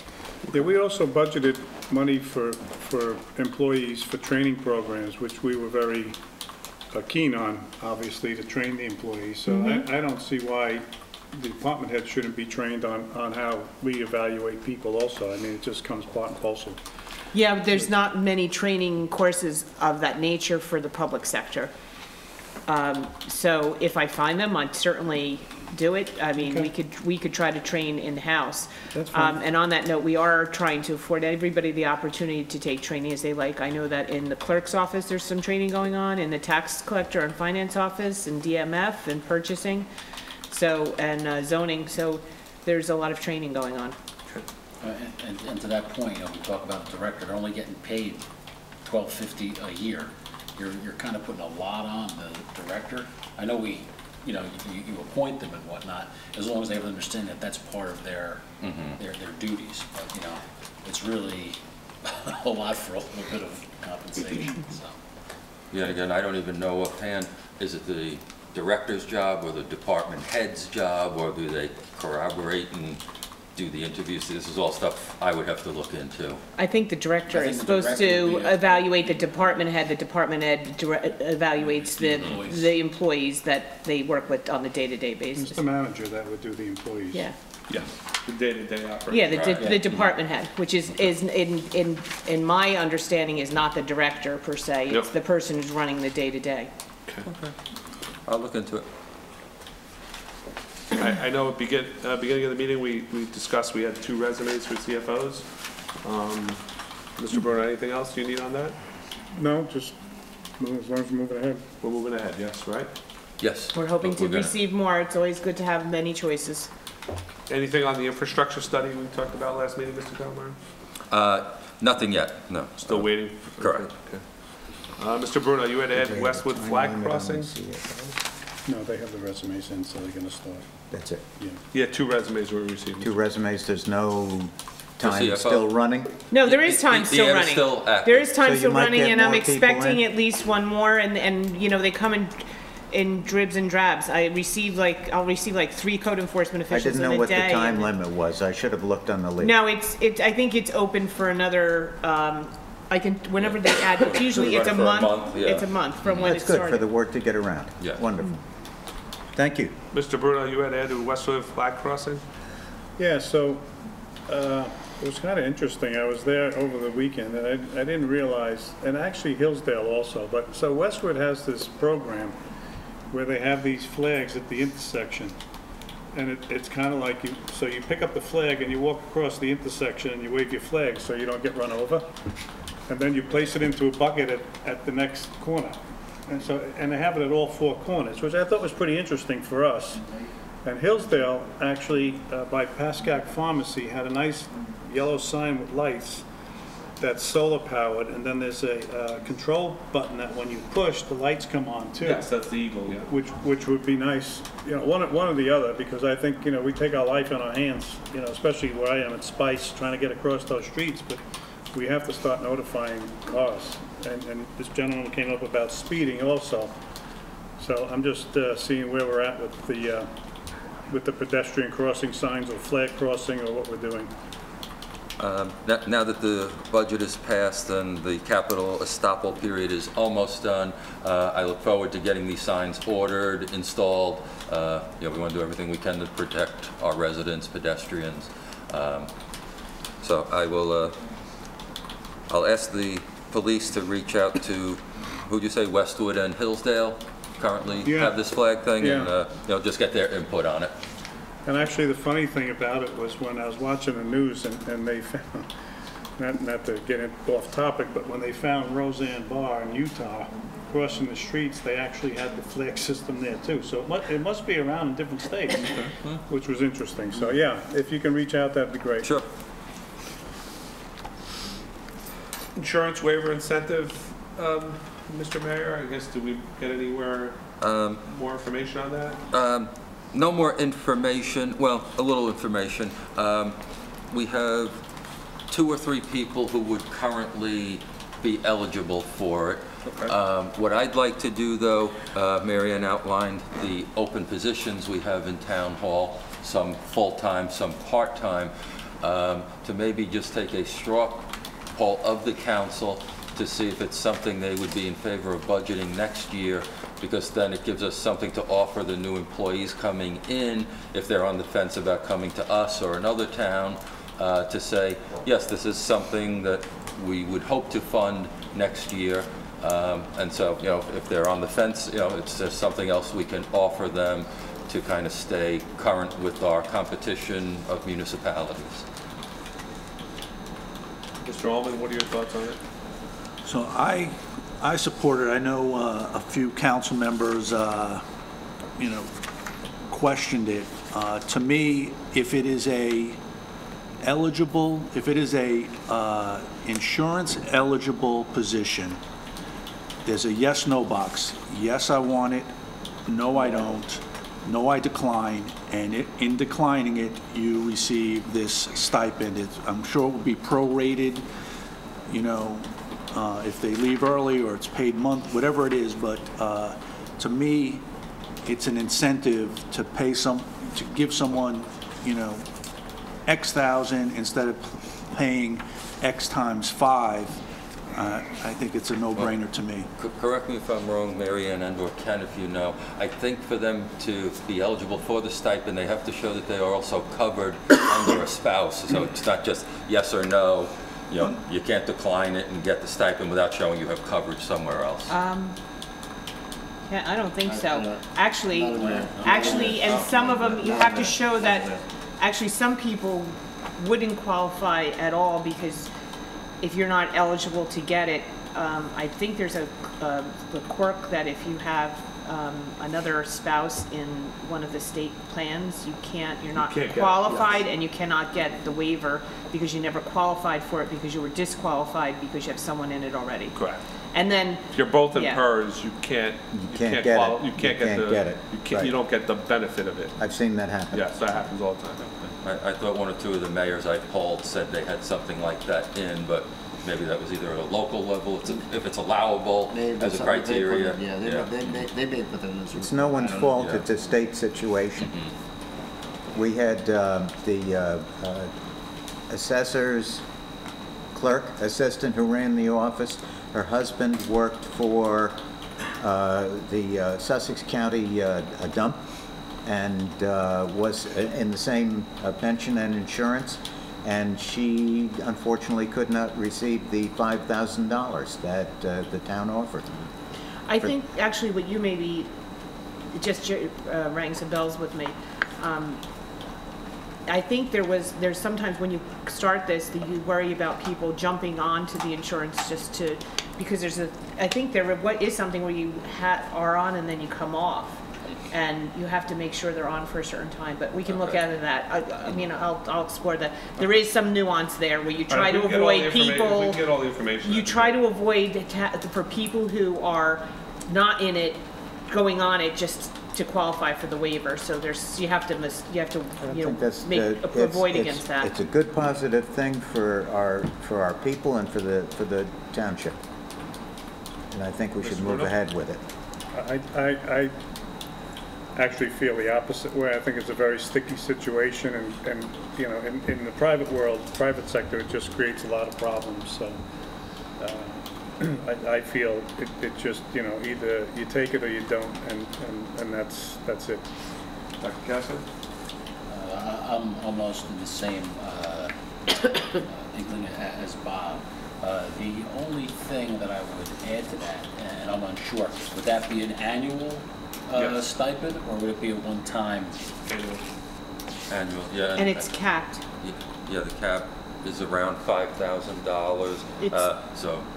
Yeah, it's whatever the savings is. It's whatever the savings is up to a max of $5,000. And so what I was thinking, again, if it flies, our people get paid twice a month. Just add $200 into each check, so it comes out to $4,800 for the year, and that way we don't have to worry about prorating it. You leave, you know, you were paid, you come on, you're paid. Actually, the law stipulates it has to be a percentage of the savings, so you can't just... To a maximum? Yeah, but you cannot, no, it has to be the savings, and the savings, if it's saving 6,000, you only get 5,000. Right. So it has to be the actual savings. So you have to calculate what it would have cost to insure that person and what you're saving by virtue of not having. So you have to figure out what they would qualify, and I don't know if it's like single coverage, and then they have a co-payment, so it's the difference between what the town has to pay net of theirs. Right. So it's not going to be the same for any given employee. Okay. Is it a W-2 item? Yes. That's interesting. It probably is. It is, Bob. Is it a pre-tax item? I don't know. No. Ken, do you know? It comes out tax. What was the question? Are you taxed on the value of the stipend? Should be taxed. I'm gonna say generally, yes. I mean, I can't say I'm a tax lawyer, but but I would think it's a benefit. I think it's a good idea, but I think the amount of time we're going to spend calculating all this stuff. Mr. Bruno, why don't you reach out to Mr. May and see if you can get that information. He would know that. I can tell you right now, the calculation wouldn't take that much to do.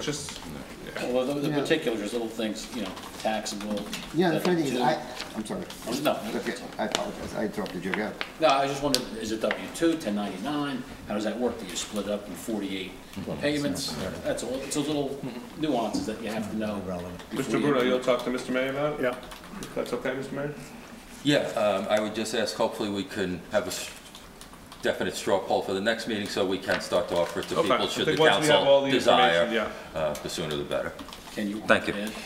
You know, it's funny, I just remember in the recesses of my mind when the Affordable Care Act came in, I thought I saw a provision which said that a payment towards somebody's, what do you call it, insurance in lieu of having insurance created a liability that there was a penalty, an IRS penalty for doing that. I could be wrong, but I think one of the things, I would definitely tell you that you should look at that somebody should take a look at that as well, because did that get rolled back with the new I don't know, but that's the thing. That's what I'm saying. They took it out. I know that. It's a repeal, but not a repeal. Yeah, it's a semi-repeal. Yeah. To my point is, I'm saying when these stipends are put in, that probably wasn't there. Then that rule came in. I don't know whether it came out again when they repealed part of it. But I'm saying that somebody with tax background should take a look at that and see if that's a permitted thing. And if you don't have the insurance, you're not now mandated to have it. You have to take it. Not really. So. Yes, Mary. And one more thing for the discussion, there has been in the past a question on the best practices checklist that you get negative points if you do offer it. So it does affect you there. We have so many points. What's -2? Not for you. Okay. DMF study, Mr. Mayor, you'll get something to us from the two vendors. You will look into it? Well, I don't know if all of you got a chance to read the email I sent out late last night. Yeah, it was late. Okay. For the public's benefit, I'd just like to take 2 minutes and read it because the thinking was we had a needs study done the beginning of 2017, and so we used that as a starting point instead of bringing in someone so close and spending more money to at least just meet with the department. So if I can, I'll take 1 or 2 minutes just to read that for the public benefit.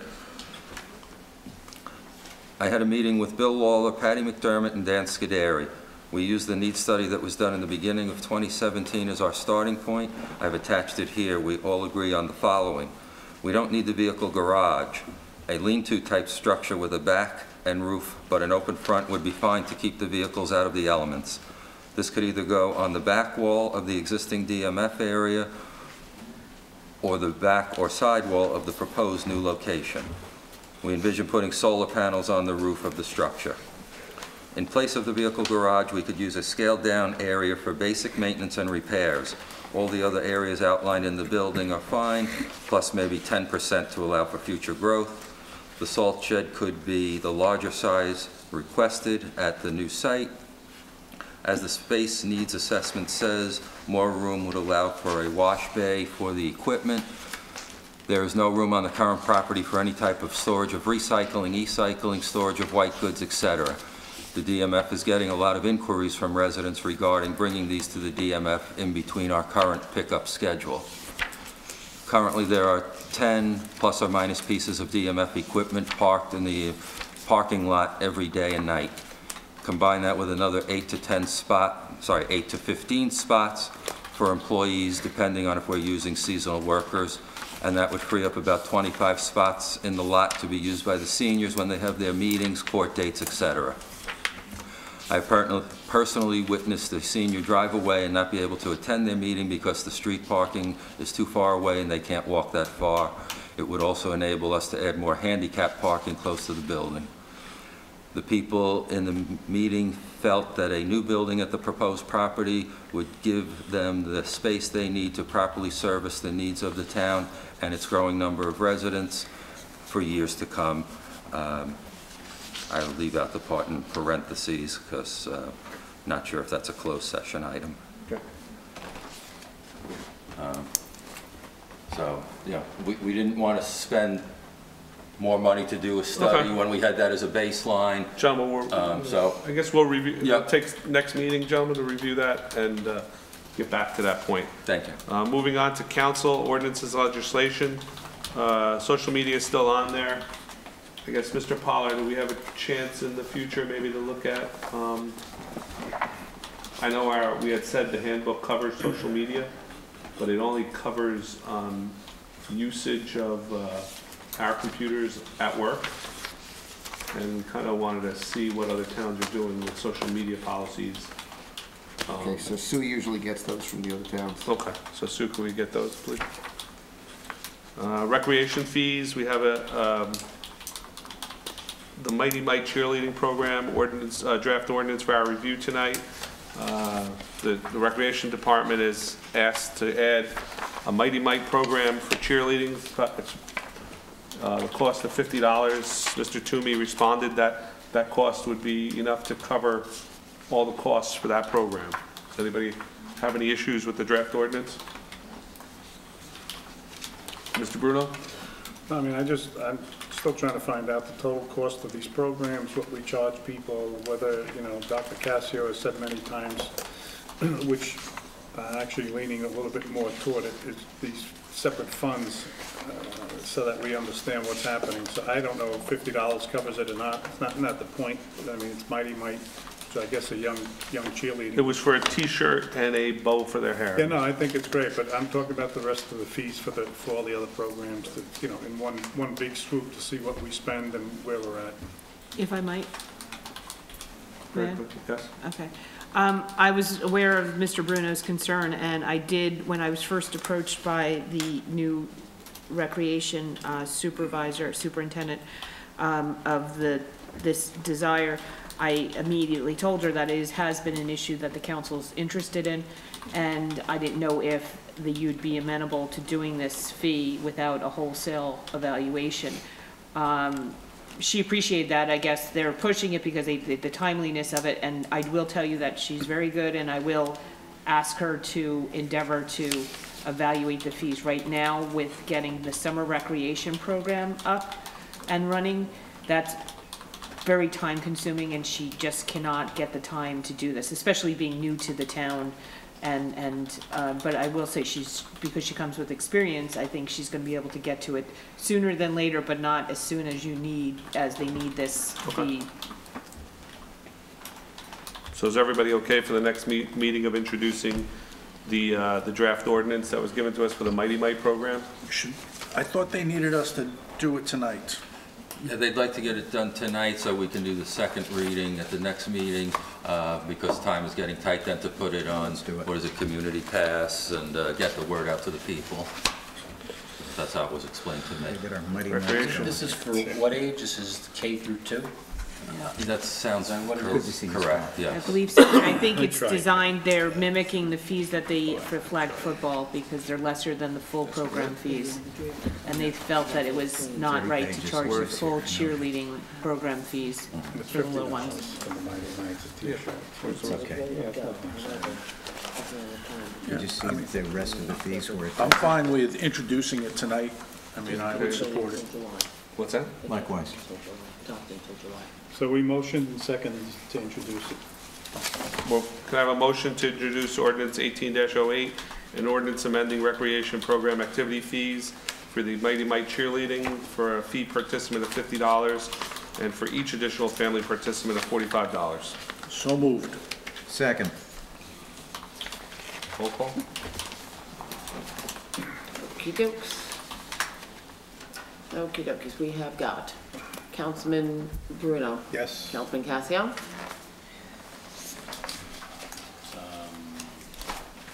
Yes. Councilman Cumming. Yes. Councilman Ullman. Yes. Council President DeSena. Yes. But just, just in addition to that, to Mary Ann's point, when the new director does find time available, if that holistic view of the programs could be compiled. Yes. Thank you. Zoning prohibited use, retail and wholesale uses. Ken, I was, when you got here, we were talking about amending ordinance 86-7 for prohibited uses in the township. Oh, you're gonna add vape shops and stuff like that? Yes. OP, whatever, okay, that's fine, yeah. So, Spas. Spa massage parlors and spas, massage. massage parlors and spas, Yeah. Mr. Cummings? Spa, Well, let me finish my. Slash massage parlor. What's that? Whatever they want to call it. I don't Like know. a massage facility down in town? No. Yes. Did we have one there? Yeah. Yes. Mm-hmm. Yeah. What about massage? We don't need another one, you don't need a spa. Oh, we have. Yeah, so you gotta, You don't need any more. It's right next to the vape shop. we don't need We do have a massage, there's a massage? There was one. I don't know if it's still there. I don't think there is. No, it is still there. It's still there? It's active. Yeah. It's still there. Yeah. Yeah. You know. Wow. But we don't need 3 more. Right. But I mean, it's a real massage parlor. It's, you know, a health I'm massage. not going there, Mr. Bruno. I'm going for the amendment of, I'd like the council to make a motion to amend ordinance number 86-7. You don't have to make a motion, just discuss. Okay. Just take a Just vote on discussion. that. So these are So prohibited for uses. P, I want to add P, which would be marijuana, retail, wholesale, medical, and recreational stores of any kind. Vape shops, retail and wholesale of any kind. Hatchet throwing businesses. Massage parlors and spas. And head shops selling drug paraphernalia of any kind. Okay. Can you just send me an email with the list? Or I was give gonna me- ask give me that, like can I that. have Okay, that so I yeah. can We're gonna All give right. it- over? You give it to, and then you give it to me. Absolutely. And while we're on this subject, can I say something about Yes. something? Okay. Because I just wanted to comment, I think this is apropos to pick up on what what the resident brought up about other towns listing what you can do and what you can't do. I just wanted to comment on that, okay? So here's the thing. You know, whenever you try to solve a problem, sometimes you create a problem. And I just wanted to remind everybody that there was a time, and Mr. Snide was probably a big proponent of this, of promoting businesses in the shopping center, that it was our duty, job, we should be doing promoting, and getting businesses and make that shopping center something. Now, so it was, the more businesses came in, the better.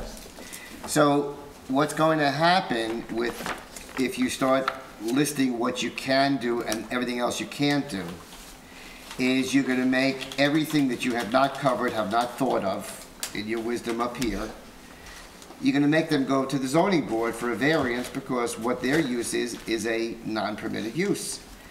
Now, I don't know, and I think, I'm just throwing this out, and I'm not saying, I'm not making any judgment on whether you should do it or shouldn't do it.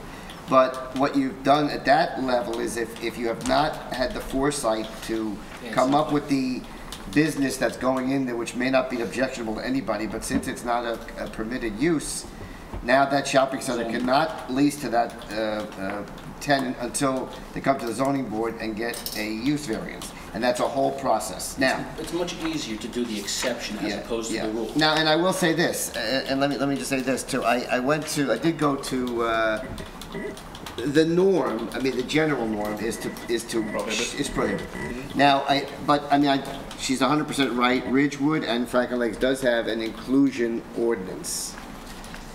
And then they have a prohibited ordinance following the inclusion ordinance, okay? So, and by the way... I personally would just like to add to it. Let me just say, and I just wanted to finish the thought. And it obviously came from the same place because it's the same ordinance, okay? And all it is basically is the listing of permitted uses is an alphabetical list starting with, antique shops and this and banks and it goes down the line. It is not necessarily what somebody analyzed is there or is something permitted. It goes right down like department stores. And I don't even know what a department store is. I mean, what is a department store? It says department store. What's a permitted use of a department store? Is that what kind of goods could a department store sell? And then right after that, they have and then you can't do, and then they have the prohibited ones. So, like I said, whenever you do an ordinance which sounds good from one point of view, it's always good to look at the other point of view of, are you interfering with, you know, commerce and promoting business? Because here's the thing. I mean, it's a two-edged sword. On the one hand, you can always put a prohibition in, like you see something come up, it's no good, marijuana, put that in. On the other hand, you did run into the vape issue because it was so fast that they had the application on file before you got to it.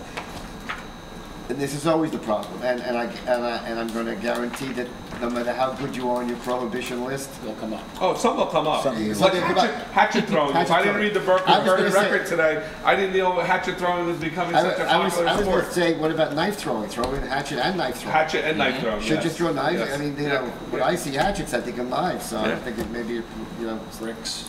Yeah. So I just wanted to throw that out, that there is that two-edged sword, and, you know. All these puns. Throw that out, two-edged Oh, sorry, sword. good. Oh, good, very good, yeah. So is everybody, I wish I could take- I wish I could take credit adding for to, Sue, you took my papers and I can't read them. No, I'm sorry. We got- I am not. Mike, you are not? I am not. Okay. I oppose some of those exclusions. I don't know how they would be interpreted and applied, because we're talking about a permitted, are we talking about the sale of these items, or are we talking about a retail establishment? Retail or wholesale, I put in. But, so you can't have a vape store, but can you have a store that sells paraphernalia? That's, their sole purpose is not vape. So right now, you could go in, you could buy rolling papers in the stationery store, in a gas station. You could buy hookah pipes in a gas station.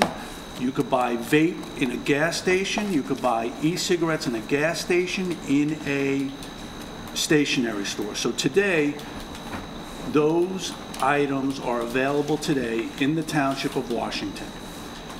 What does this ordinance do? When we say it's not a permitted use, you can't open a store that supports vape, but can you still sell paraphernalia, or are we outlawing those items? And what is and what is the why are we outlawing these items? What is the purpose? What are we looking to achieve? Because if it's for the safety, if it's for public safety, public health, then you know what? Why don't we throw alcohol on that list? Because you know what? There are more people dying on the roads, or just as many dying on the roads from alcohol and cigarettes, cancer. I mean, we talk about items, it's antifreeze. Why aren't we doing something about antifreeze? Freaking the government allows cancer sticks to be sold publicly. So if we're going to be the big brother, if we're going to be the police, let's do it. So let's get rid of alcohol in town. Is that what we're looking to do?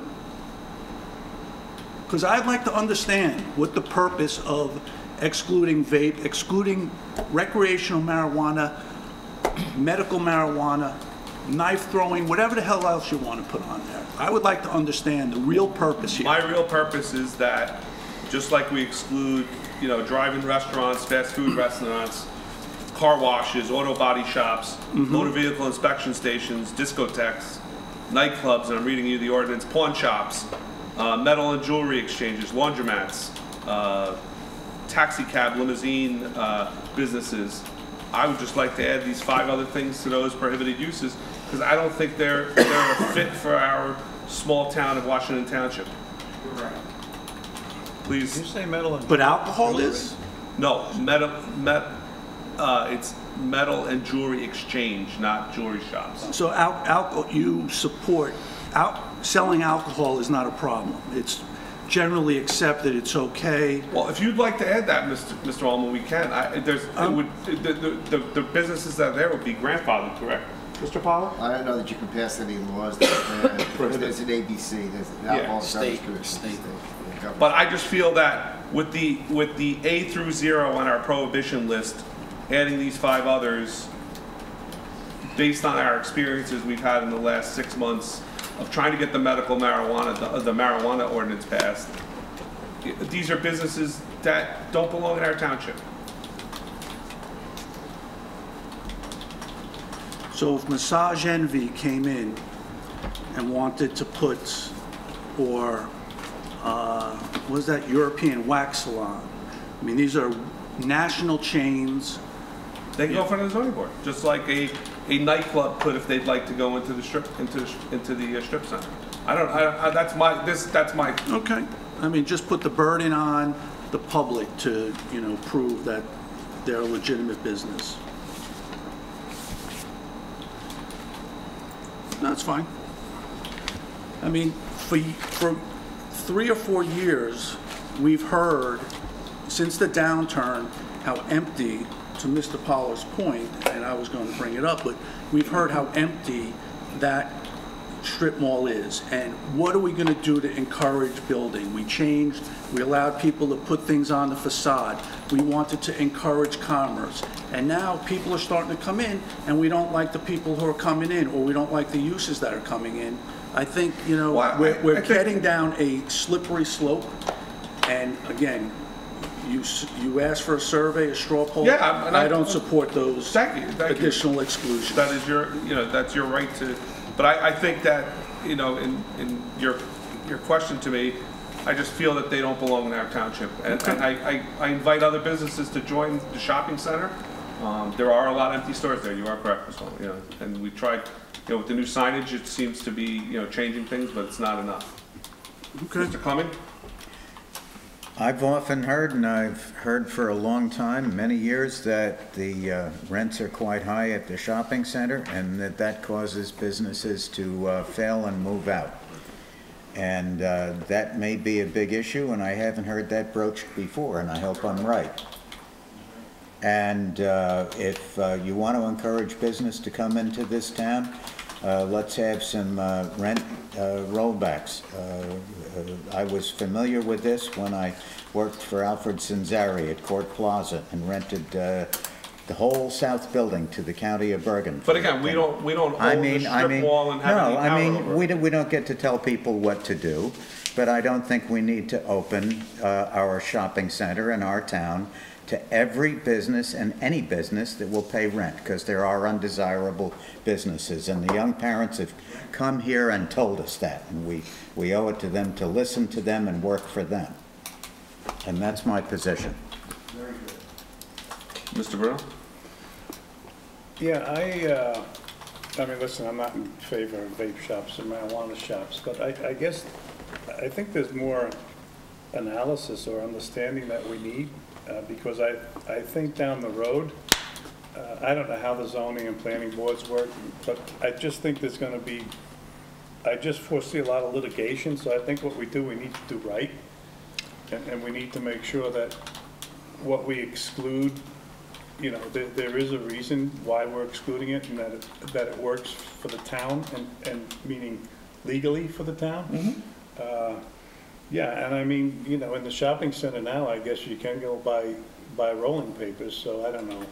Is that an issue or not an issue? I mean, people roll their own cigarettes. They do roll tobacco. I know, but I don't know. Yeah, and they also roll their own weed. So I'm not disagreeing with you. I haven't seen anybody roll real tobacco in a long time. Yeah, I just it's the paraphernalia we're worried about.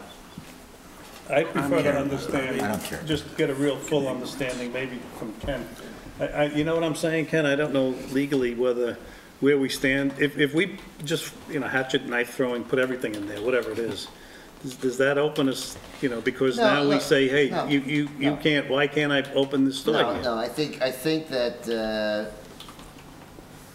just as Mike was saying, you have a list of other uses which would be permissible somewhere else maybe, but you have made a determination that you don't want it there for whatever reason. Whether it be the proximity to schools, whether the availability of kids being there, whether it be whatever reason, whatever planning reason that you've decided that, okay? Now, the burden at that point is it's presumed to be a legitimate and enforceable ordinance. It's up to the person challenging it to go say why it should not be, okay?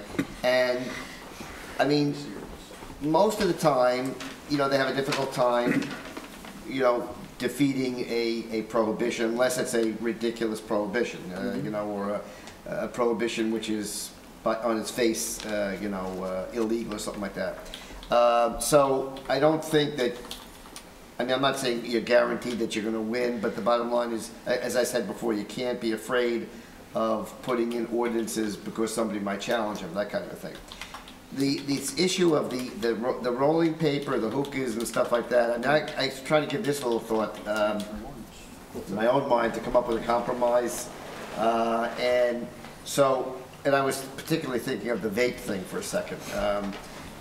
Or if you were going to prohibit the marijuana use, sale of marijuana.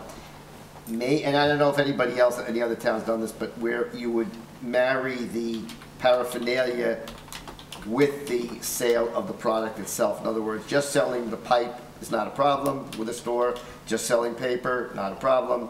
But if you're selling marijuana and the paper, or you're selling marijuana and the pipe, or you're doing the vape with whatever, and I'm not a vape expert, so I don't know what the paraphernalia of vaping is, but with the thought process of, you know, you're trying to keep this stuff away from maybe kids, you know, the accessibility of getting everything all in one place. And you know what, like I say, and Sue is going to get things from other towns. I don't know if any other town's done that, but I was just trying to think of a compromise to. Well, these five prohibitions came from other. Okay. You know, researched it. You know. I'm talking about the marrying of the paraphernalia with the use that itself. I did not get because I think that's a legitimate point that Mike is bringing up. You know that, you know, selling rolling paper and pipes and stuff like that. You know, it's been going on, and why are you prohibiting that? You know. Only if the underlying product that you're having an objection to, if they were selling that in conjunction with that, maybe that would be the way to go. Just a thought. Don't know if anybody's done it, but. Okay. Bob, I guess my concern of waiting is that all these things we've discussed are becoming hot topics in other municipalities, and our small town, to me, doesn't need any of these businesses. You know, that's my thought. That's why I asked for it to be reviewed tonight. You know, I think education is a big thing. Our children need to be educated that these vape, marijuana are bad for their bodies, and you know, parents need to step up also. It's not just people selling the stuff. We need to be, you know, better at parenting our children and making sure they know the effects of these harmful drugs and stuff and harmful vape products. But that's why I wouldn't want them there. Mike, may I just? Oh, Dr. Cassidy. You know, it's very difficult to prohibit things. This is capitalism in the free market, and I like what Ken said about marrying the two items together. It makes sense to me, but I'm thinking, you know, you go into, I'm not sure what a hatchet thing is, but if you could expound on what that is. I mean, I got a whole mess of hatchets in my garage. I don't know if I'm going to be outlawed having a hatchet. Well, they've created clubs, and you know, landlords are renting out spaces for hatchet throwing clubs in Bergen County, and people go there to like a sport. Like a sport. Like darts. Interesting. Like darts. It's a new phenomenon. If no one's standing in front of it, I don't see a problem. You know. But again, and then you talk about the spas. They're in Westwood, Emerson. I mean, if you get technical, is my office a spa? Even though it's permitted use, it's a chiropractic office. I do give patients massages. Where did it end? You know. So again, it's as Mike says, it's a slippery slope. But what's your address? I don't offer that service that you're thinking. I'm sorry. But you know, it can be a very slippery slope. And I understand where Mr. Ullman's coming from, but again, there's major health concerns for the youth. So it's something I think we really have to look in a little bit more depth. And I think it's a lot easier to have exceptions as opposed to have a litany of things you can have, because you'll never think of every legitimate business out there. It's impossible. But the exceptions are a lot easier to list in a prohibition type of ordinance. Mr. Ullman? this concept of health, I think, is standing behind that as an argument is laughable. If we are not, so if alcohol is controlled by the state, what about cigarettes? Cigarettes, yeah, cigarettes too. So we don't have, as a council, we don't have the ability to control the sale of alcohol or tobacco in our town. Because tobacco, a non-starter, is one of the most dangerous things you can have, you could deal with. It is a known carcinogen, you know, it's a non-starter. All this other stuff, you know, you could talk about. Tobacco, we know. Cigarettes are a killer. So my question, if we're going to stand up here and say, we don't want this because we're worried about the safety of our residents, forget only the kids. If we're worried about everyone's safety, can we control that? And are we willing to make that move? Because if we're not, then, you know, we're really not worried about the safety. We're worried about something else, which is fine. But let's get away from it's health and it's, you know, we're looking to police and, you know, ensure our residents don't kill themselves, because if we really are, then throw tobacco up there. Are you saying that, Mr. Rowan? Because I didn't say that. I am saying that. Okay. I'm saying that. So if we're saying this is a health issue and we're concerned about our residents' health, then, you know, I would like to understand, can we control tobacco? Can we control the sale of tobacco? No. We can't. No. So and alcohol we can? I mean, there are dry towns in... No, there are licenses. I mean, these are legitimate liquor licenses. The ABC governs it. There are dry towns because there's no licenses there. So how do these licenses get created? I mean... They're created by the Alcohol Beverage Commission. And these dry towns, they say they don't want licenses? I don't know whether they just, no licenses were applied for or ever created for the town. There was no process in that, and they've kept it that way, you know, that kind of a thing. So, okay. All right. So, just go ahead, Peter. Okay. Yeah, if I could just weigh in quickly. I agree what you're trying to do in concept. I do have a problem, though, with massage parlors, because that's, you know, can be a healthy use. You're assuming that something shady maybe is going on that maybe, but that's not a health issue. I'm willing to go to 4 out of 5. Yeah, I mean, so since I would have to maybe sign the ordinance, I would have a problem with that one. Okay, if that's an issue, like I know Mr. Ullman brought up Massage Envy and a bunch of other ones that are reputable. You know, if they wanted to come in, I'd be amenable to removing S if everybody else is amenable to that. But the other ones, I'm not. I think I think the other 4 don't belong in the Township of Washington. Let me ask one question. Yes. So just so this can go on forever in terms of what is and isn't. So not to get into the massage parlors, but what if somebody came in and opened up I don't know how to say this, but an adult, store. Goods store. Novelty store. Novelty store. Isn't that a head shop, Mr.? No. Doesn't that fall into the head shop category, Mr.? No. Sex shops. Yeah.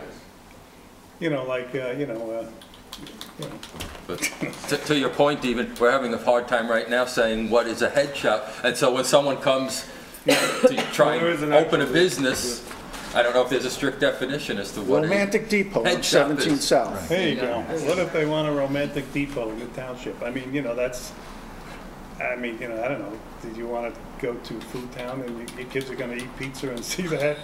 I think there's a lot of analysis that needs to be done. But I think these 4 for now is a start, Mr. Brunel. I'm not saying we can't keep waiting and waiting. You know, I know we can't wait. We put this down in January. We put this down in January, and look what happened. Right. We got stuck. So I'm all, And the vape. We're going to be stuck one of these days. The vape is already being sold in town. Yeah, but we don't want another shop in town. That's going to be... To me, that's health, and... I agree with you 100%. So, let's start out, you can always add. And you can always take away. You can always, if it's not profitable, people aren't going to do it. Yeah, but That's where I the see problem it. is that if... I know it'll come in front of the board. Yeah, I understand.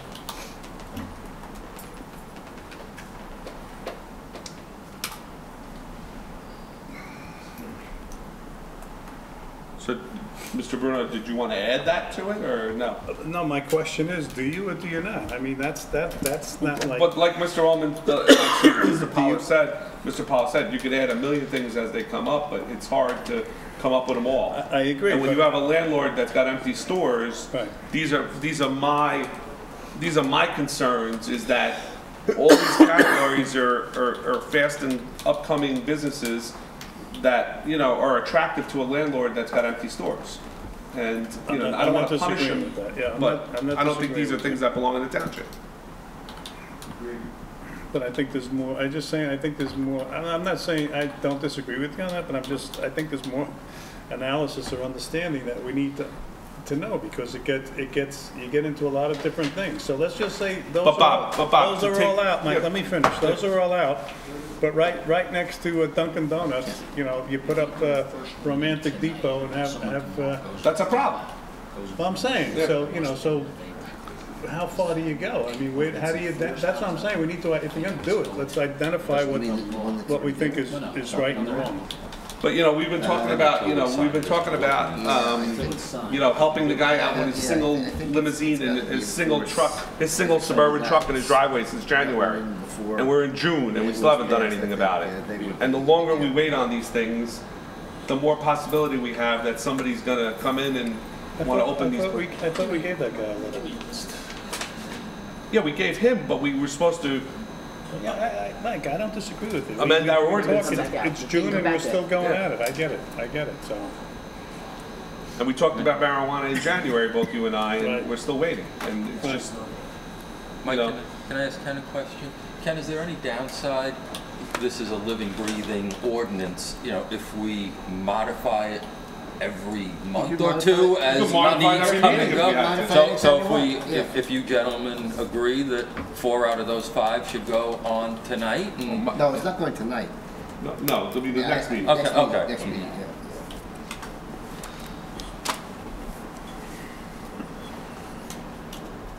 Mr. Clement? Yeah, you make a motion?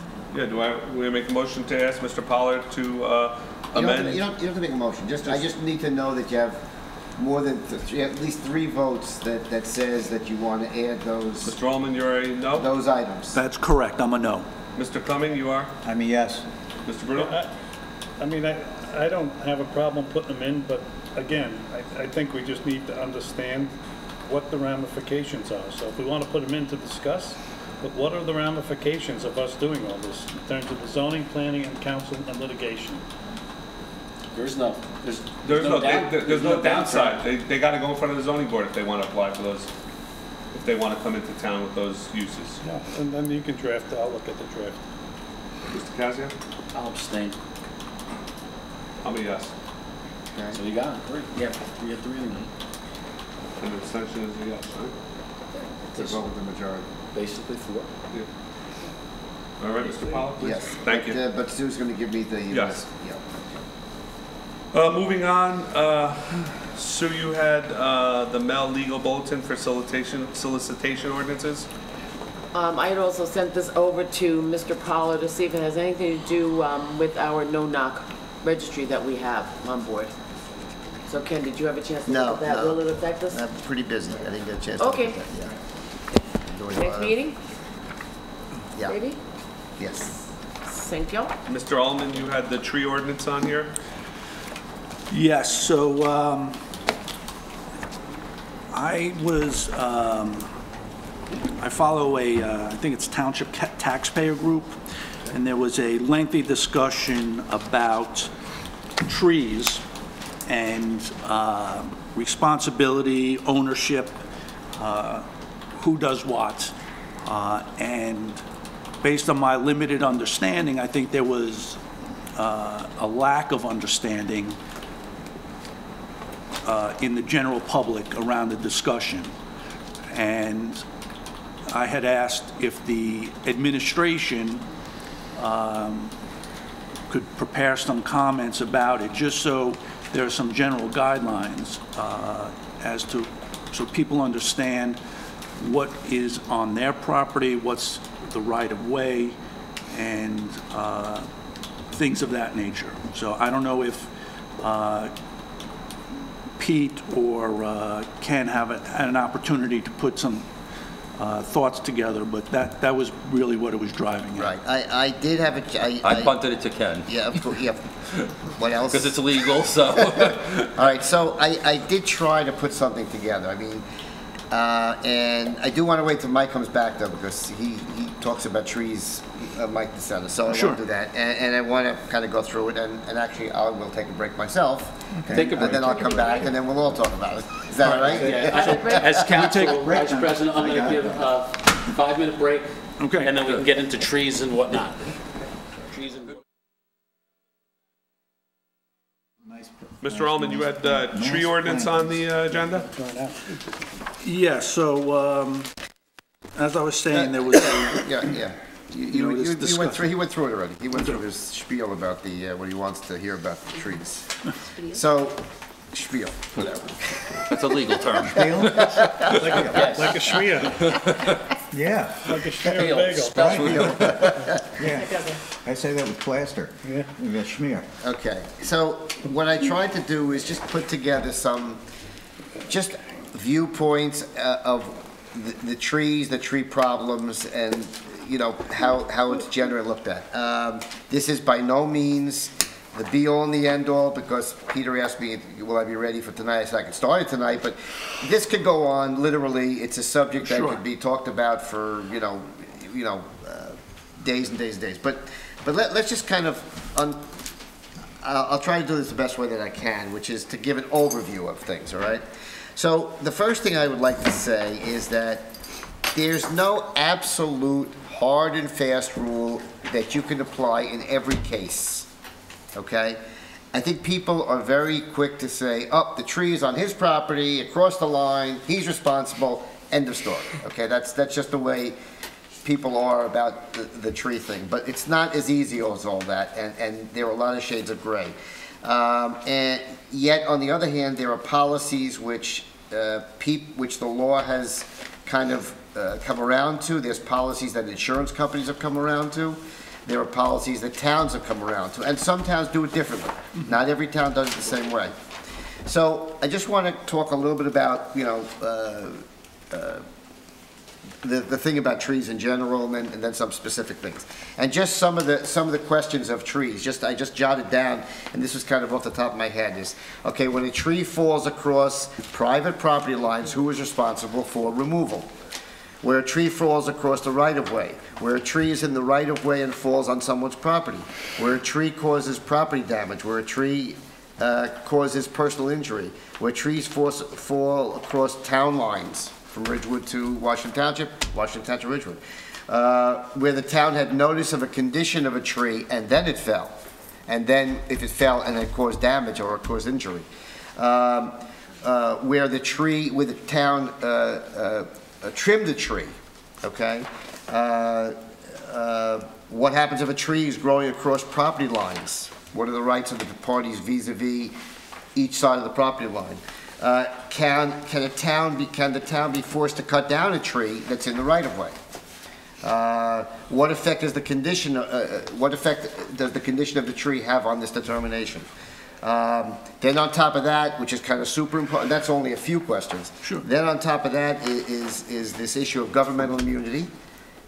Can towns be held responsible if a tree just falls, period, out of the blue sky, just falls?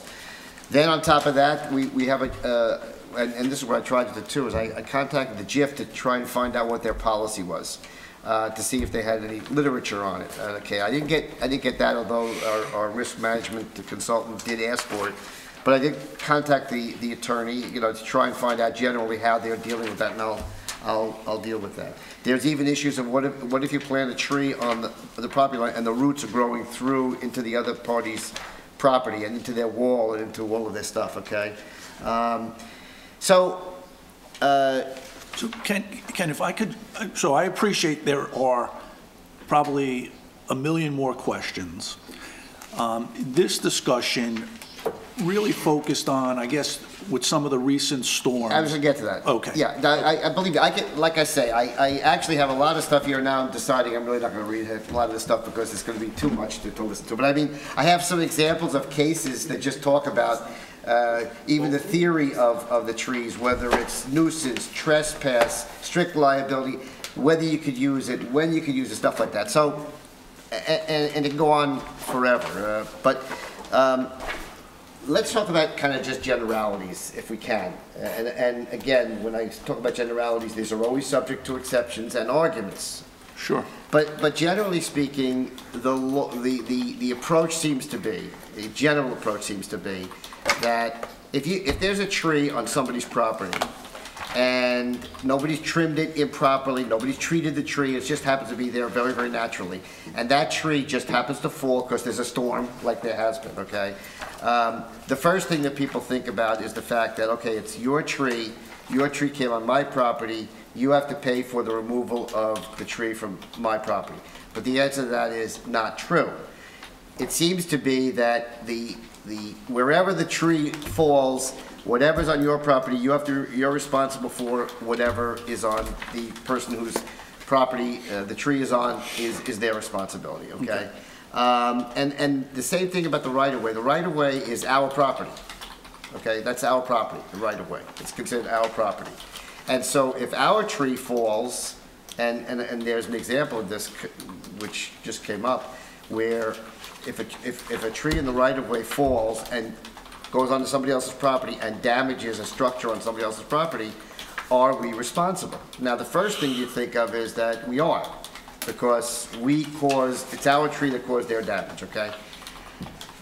Now, from a policy point of view, you may want to pay for the damage because that's something you want to do, but it's a policy question, okay? So, but the first instance is you really give it to your carrier to take care of, because it's their responsibility to assess for that. So what I think the carrier is going to do is to say, we are not responsible. We're responsible for the part that stayed on our, what do you call it? I mean, on this particular instance, they have not gotten back to us yet, but I think they're going to probably say, God bless you, that we're not responsible for the damage. Further, they may say, okay, we'll take some responsibility, but after the carrier of the other party puts in money for covering what it thinks it's responsible for. So I'm not saying they're going to or not going to. And each situation is a little bit different. There's another one, I don't want to name names because that was the other thing I didn't want to say. I didn't want to talk about our liability because that's legal things. But I saw pictures of a tree that fell across the road, was on a bridge, but the bridge seemed to be on our right-of-way. And so I felt that should be removed by us, being that part of it is on our right-of-way. For a couple of reasons. First of all, I think legally it probably is our responsibility. Second of all, I don't think you're going to get a property owner to do it who's adjacent to it. He's going to say, it's not my bridge, I don't really care about it. And number three, it is unsightly and probably unsafe. So, why wouldn't you? And I know that other towns have programs where they actually go out and identify trees in the right-of-way that are dangerous. They're leaning, they're problematic, and we're about to start a survey through New Jersey Forestry with Tom Sears is spearheading this. Okay. Assessment of all of our own lands, and our own trees. Right. So other towns actually have, and I'm not even talking about a shade tree commission, I'm talking about that they actually go out and they have their DPW departments go out there and have a or hire an arborist. Hire whatever it is and take down trees. So, I mean, that's really, and I know you said that there was a lot of discussion on trees, and I'm not trying to answer everybody's questions about it. I'm just trying to give an overview of. So a tree at the curb, in general, like going down the street, there's a tree right at the curb, between the curb and the sidewalk. Is that considered a town tree? It's not a town tree, it's our right-of-way. It's a natural tree in the right-of-way. We didn't plant it. In other words, we did Yes, not plant the tree. correct. We don't trim the tree. We haven't exercised any control over the tree, but it is a tree that's in the right-of-way, okay? And I can tell you this also, there's cases and there's law that talks about that towns can't be required to put resources to taking down trees, because after all, you do have limited resources. You got police, you got fire, you got this, you got that. You maybe don't have the money to allocate to taking down a tree that might be dangerous, and maybe you'll bear that liability when it happens, if it happens, that kind of a thing. But now, here's another interesting thing. Now, if the tree, if the tree goes down, that's one thing. Now, suppose it actually uproots or damages the sidewalk. Now, the sidewalk is a whole different thing because that's the responsibility of a homeowner to take care of it. And that's an interesting point. And there is some case law on it about who would be responsible for the sidewalk. So but that's another one of those fact patterns that, comes up. Not to interrupt you or start a discussion, but other attorneys have given me other understandings in other places that the public right-of-way, or the right-of-way as it is still owned by that property owner and is not owned by the town. Okay, so therefore, the tree rooted in that is owned by the property owner. Here's the thing. Through the curb.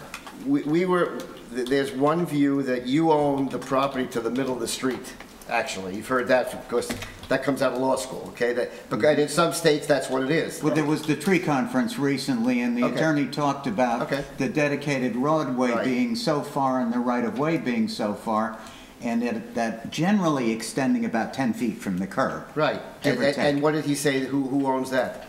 He said the tree was owned by that property owner who has takes care of the grass and takes care of the shrubbery. And I think there's a lot of people who, and I understand that view, but there's a lot of people that take the view that if that the right of way is our property. What does our ordinance say?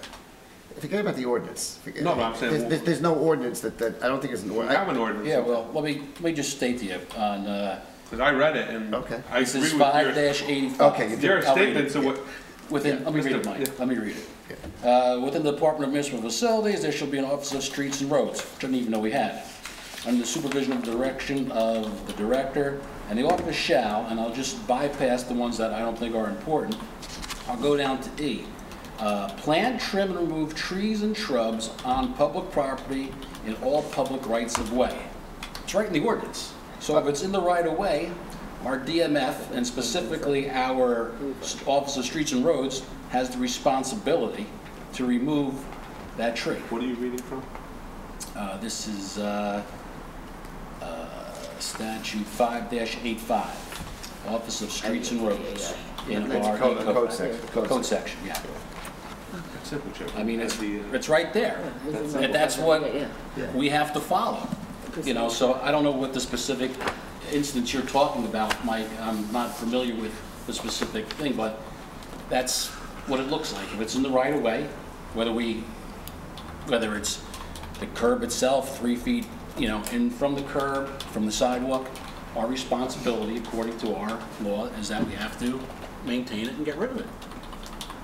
So I think I haven't read that. I think that says that they're supposed to take care of it, but that doesn't necessarily create liability. Well, I didn't say liability. I'm saying responsibility. Okay, yeah. Not liability, but responsibility. And of course, that's subject to the allocation of resources. Sure. And like there's a case here, the Sims case with Newark, where they said that you don't have to, there may not be resources, and you cannot compel the town to spend its resources doing that, even though it gives you the authority to do it. Okay. But I will tell you this, Art, and that's why I say everybody, it's a very interesting area, because and it's interesting that somebody would even talk about today that the ownership goes to the middle of the road, and that the right of way is owned by the homeowner, because in some states that's the way it is, but in New Jersey it seems not to be. It seems to be the way that Well, it depends on when your deed was filed. Some deeds are still filed. Exactly. So, but I mean, in general, when you have defer to your no, experience when you and have learning. subdivisions and land use and stuff like that, it's pretty much, I think, the way that I just explained. And I think the other thing too is that when people hear right of way, they just think of the ability to walk on it as opposed to ownership. That's another misnomer that people throw around, the right of way. They're not looking at how many feet and whose property that actually is owned by. So anyway, that was, and like I said, I put some stuff together to, that's kind of the tree thing that I wanted to comment on. Okay. Anything else, Mr. Alman? No. I'll think about those comments. I'm sure I'll follow up. Thank you. It's very interesting. Moving on, draft indemnification ordinance for review. Ken has provided us a indemnification ordinance.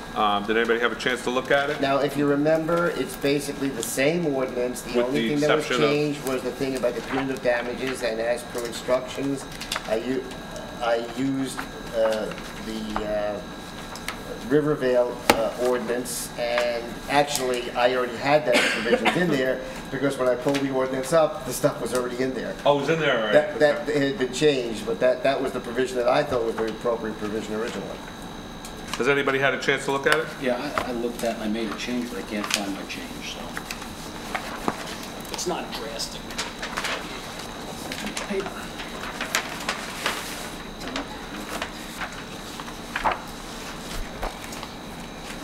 Yeah, the only thing in section 12.1 where it says, except as herein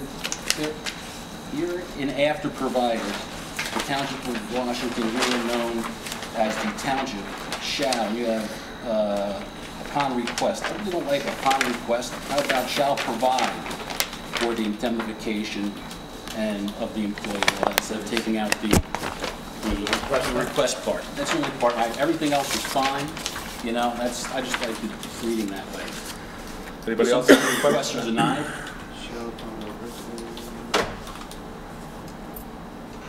Just the request part. Well, you actually have to take out, I gotta yeah, you just have to redo sentence. I can you can. I'm glad you can. So just take it, it shall provide any present or former with the indemnification. Right. I can do that. That's all. Instead of it just had a request thing. Yeah, the request thing. Other than that, it looks Is everybody okay with introducing this at the next mayor and council meeting? Can I take this? Yes. Everybody's okay, Ken, so we'll introduce that at the next meeting with your one change for Mr. Cassio. Yep. What's that? I'm just looking at the next one. You'll have the retail marijuana ordinance for us at the next meeting? No. I don't have You it. have it. I don't know where it is. Oh, I'll send it to you I again. apologize. No, it's up there. Oh, but okay, not she here. has it, she has it. So I apologize. Okay, so Sue will email us the I apologize. marijuana ordinance for the next meeting. But again, that one you said you wanted to sit down with John Calamari. Yes, sit down. This is just a... Sorry, John Calamari and I are going to sit down and review it also. If you remember, you wanted to add any town property. Correct, within a quarter I didn't do mile. that. I didn't do that yet. Okay. And I said library. I would put library in there and stuff like that. Because you had provided one and they had asked for the modifications at the last meeting. Okay, that's fine. Probably why it's not here. You can send that to me tomorrow. That'd be great. Moving on to financials, Bob, you would ask about idle cash. I just had a question. We added the trees and the planting. I had asked. Yes, you did. I'm sorry, Mr. So I think it's on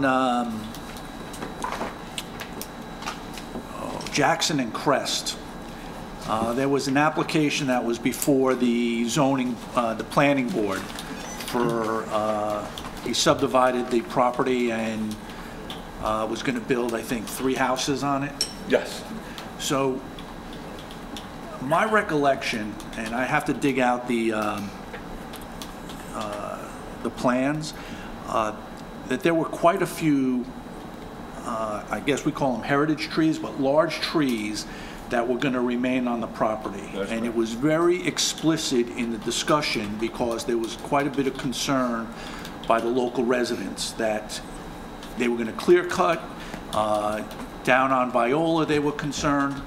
And I went by there this afternoon, actually on my way here, and it does not appear that there is a legitimate tree still standing on that property.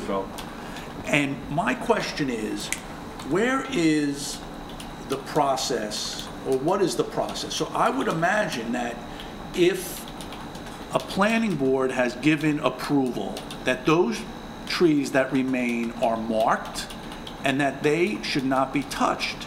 I mean, there's a pile of tinder on the front yard, and to me it's, you know, it's criminal, literally and figuratively, that they remove these trees like that. I believe a gentleman had called the Borough Hall, right? Marion, didn't you get a call about this? Not me, I'm not aware of it. And Bernadette was calling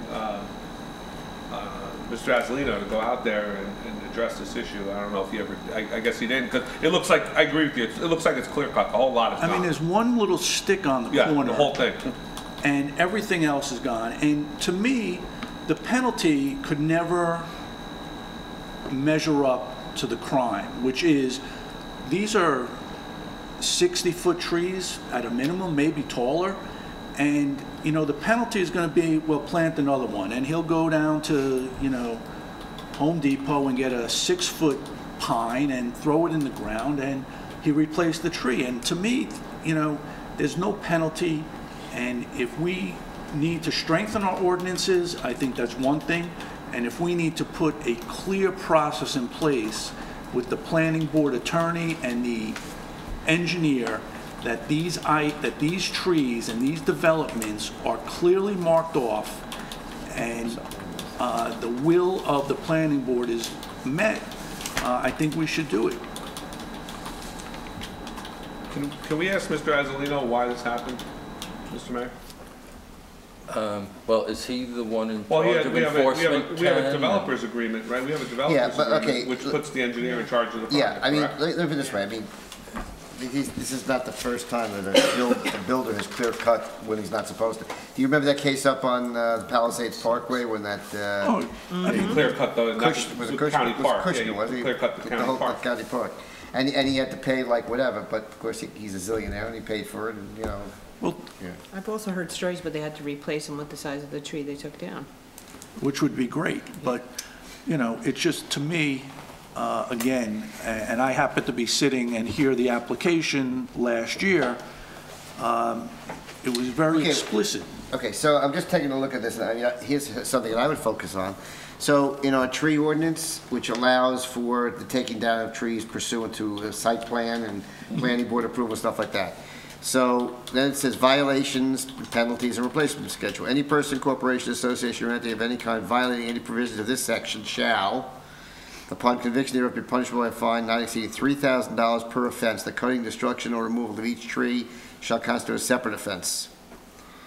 And then, on top of that, if trees are cut, destroyed, or removed for any reason in conjunction with any land use, development, or soil movement activity in excess of the specified number of trees which were approved for removal by the planning board or zoning board,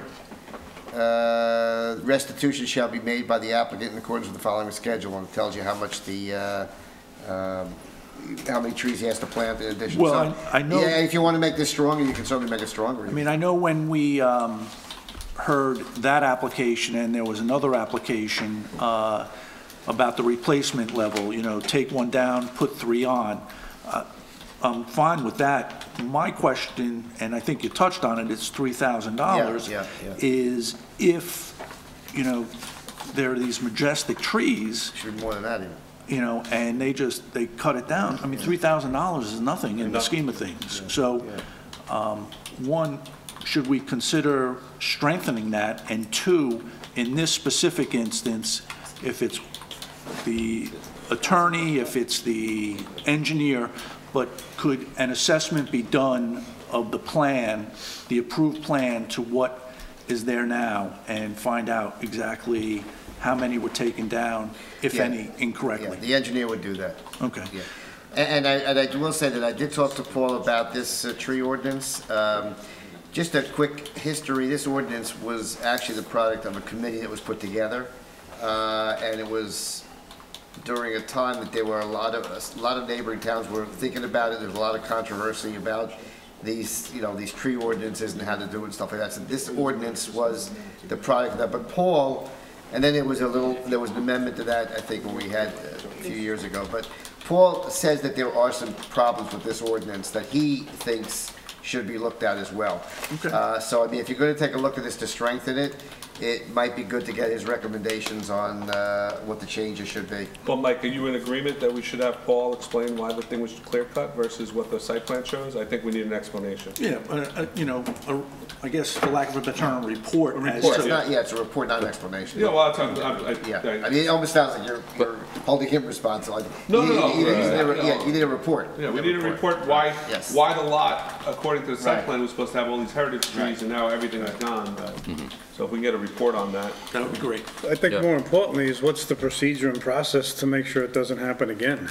Because, you know, I think when these projects start, I don't know who goes out and looks at what, but they seem to do what they want to do, and then we're always behind the 8 ball. Well, what I said is we have this now, which is strong, but we'd like to make it stronger, and we should do that. And in addition, Paul should take a look and make a recommendation on strengthening the ordinance overall. Yeah, I mean, in my mind, when they come and it's approved, each of those trees should be marked permanently. Yeah, you know, I agree. Drive a spike with a tag on it. Well, usually you put protective netting around them. Well, you could put the protective netting. That's typically what you do on a site plan. You're supposed to protect the root system. Because you want to protect the roots, because if you drive heavy machinery, you kill them anyway. Precisely. So, yeah, so. You compact the earth and then the tree dies afterwards. Because that's they what killed all the trees up by seasons. I mean, that's what they're gonna do, because they didn't protect it, so what they didn't cut down, they have sentenced to death by, you know, running these heavy equipment right on the root beds. Because they're supposed to put a fence along the drip line. Yes. Not to be seen. Yes.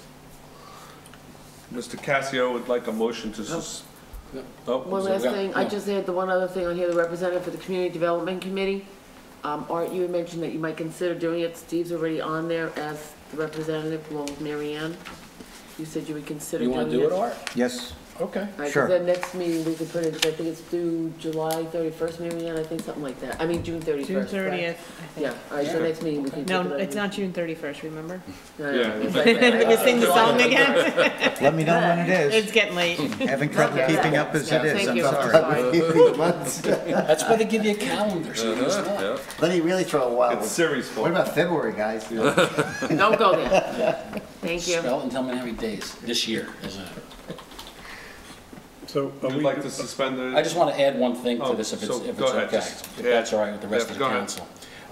I was in the shopping center the other day getting my garbage bags, and I noticed there was a price increase on the large bags, which I use, from $10, which is on our ordinance, and it went up to $12. So let me ask Ken, can they do that since it's in the ordinance as $10? Is it in the ordinance? It is. looks like they just I did mean, it. that's a 20% increase. I know it's $2, but do we have to amend it? Should they have come to us and let us know they're increasing the fee?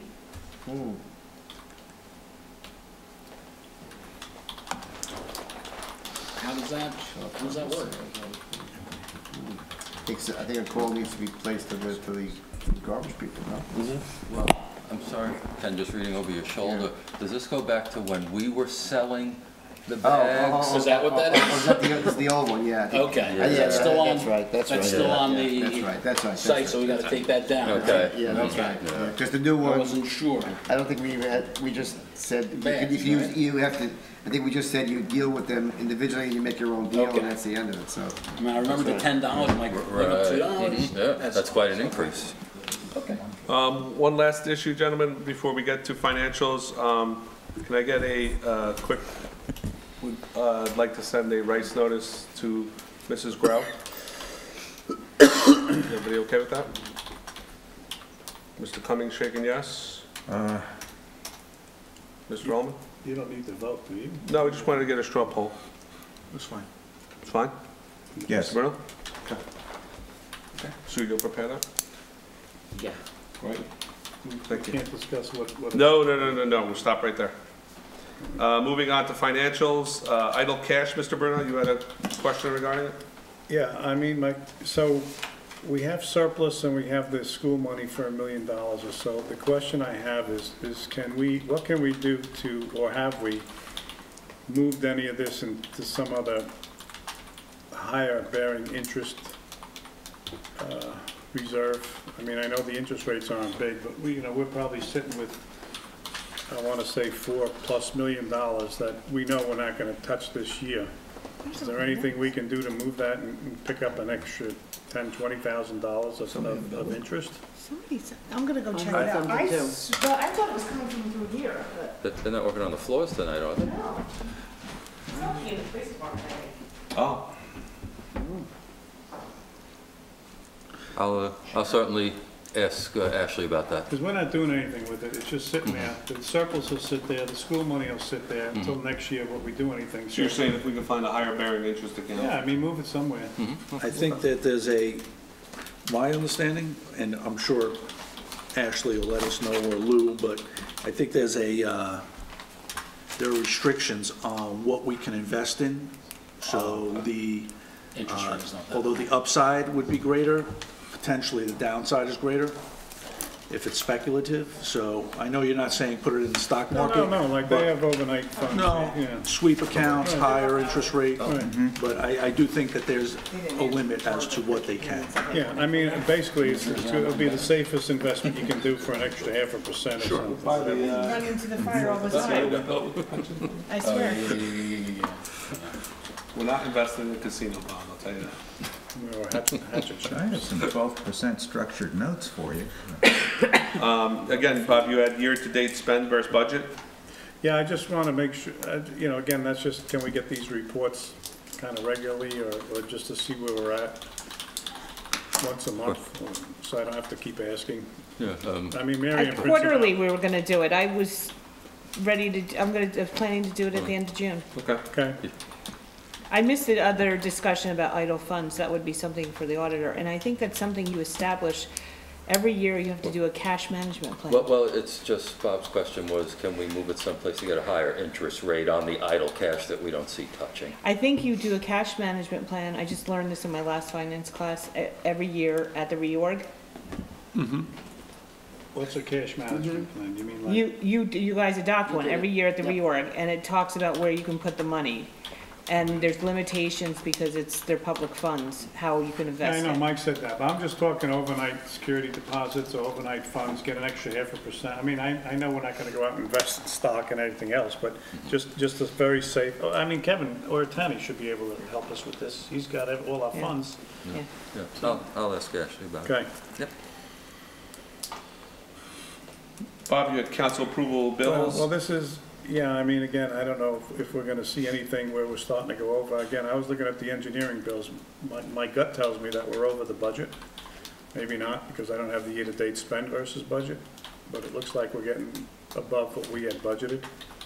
I haven't processed his last set of bills, but it's something I've definitely raised with him. And, I'll have that for you soon. Okay. A lot of it too, though, with some of the bills were charged to the operating line or the current fund budget, but they relate to capital projects, and I have to speak to Ashley and see if it's okay if it gets charged to the capital. If that's okay, if you can reclass it after the fact. Okay. And none of the escrow go through that report that we see. That's No, completely that's separate and that's, you do see it, it's at the bottom. You see that if you look at the list of bills right now today, Yes. you'll see it comes out of that's trust fund, and you'll see them at the end. Okay. At any given time, if you needed to, if you wanted to, I could tell you how much, any particular person's been paid, whether through trust or current. Okay, yes, the trust, there it is. Okay. Moving on, we're gonna go into close. So my last one is LTD fund. long-term debt, so, I mean, Last week, we approved, the last council meeting, we approved the capital funds of $1.2 million or $3 million or something, I forget.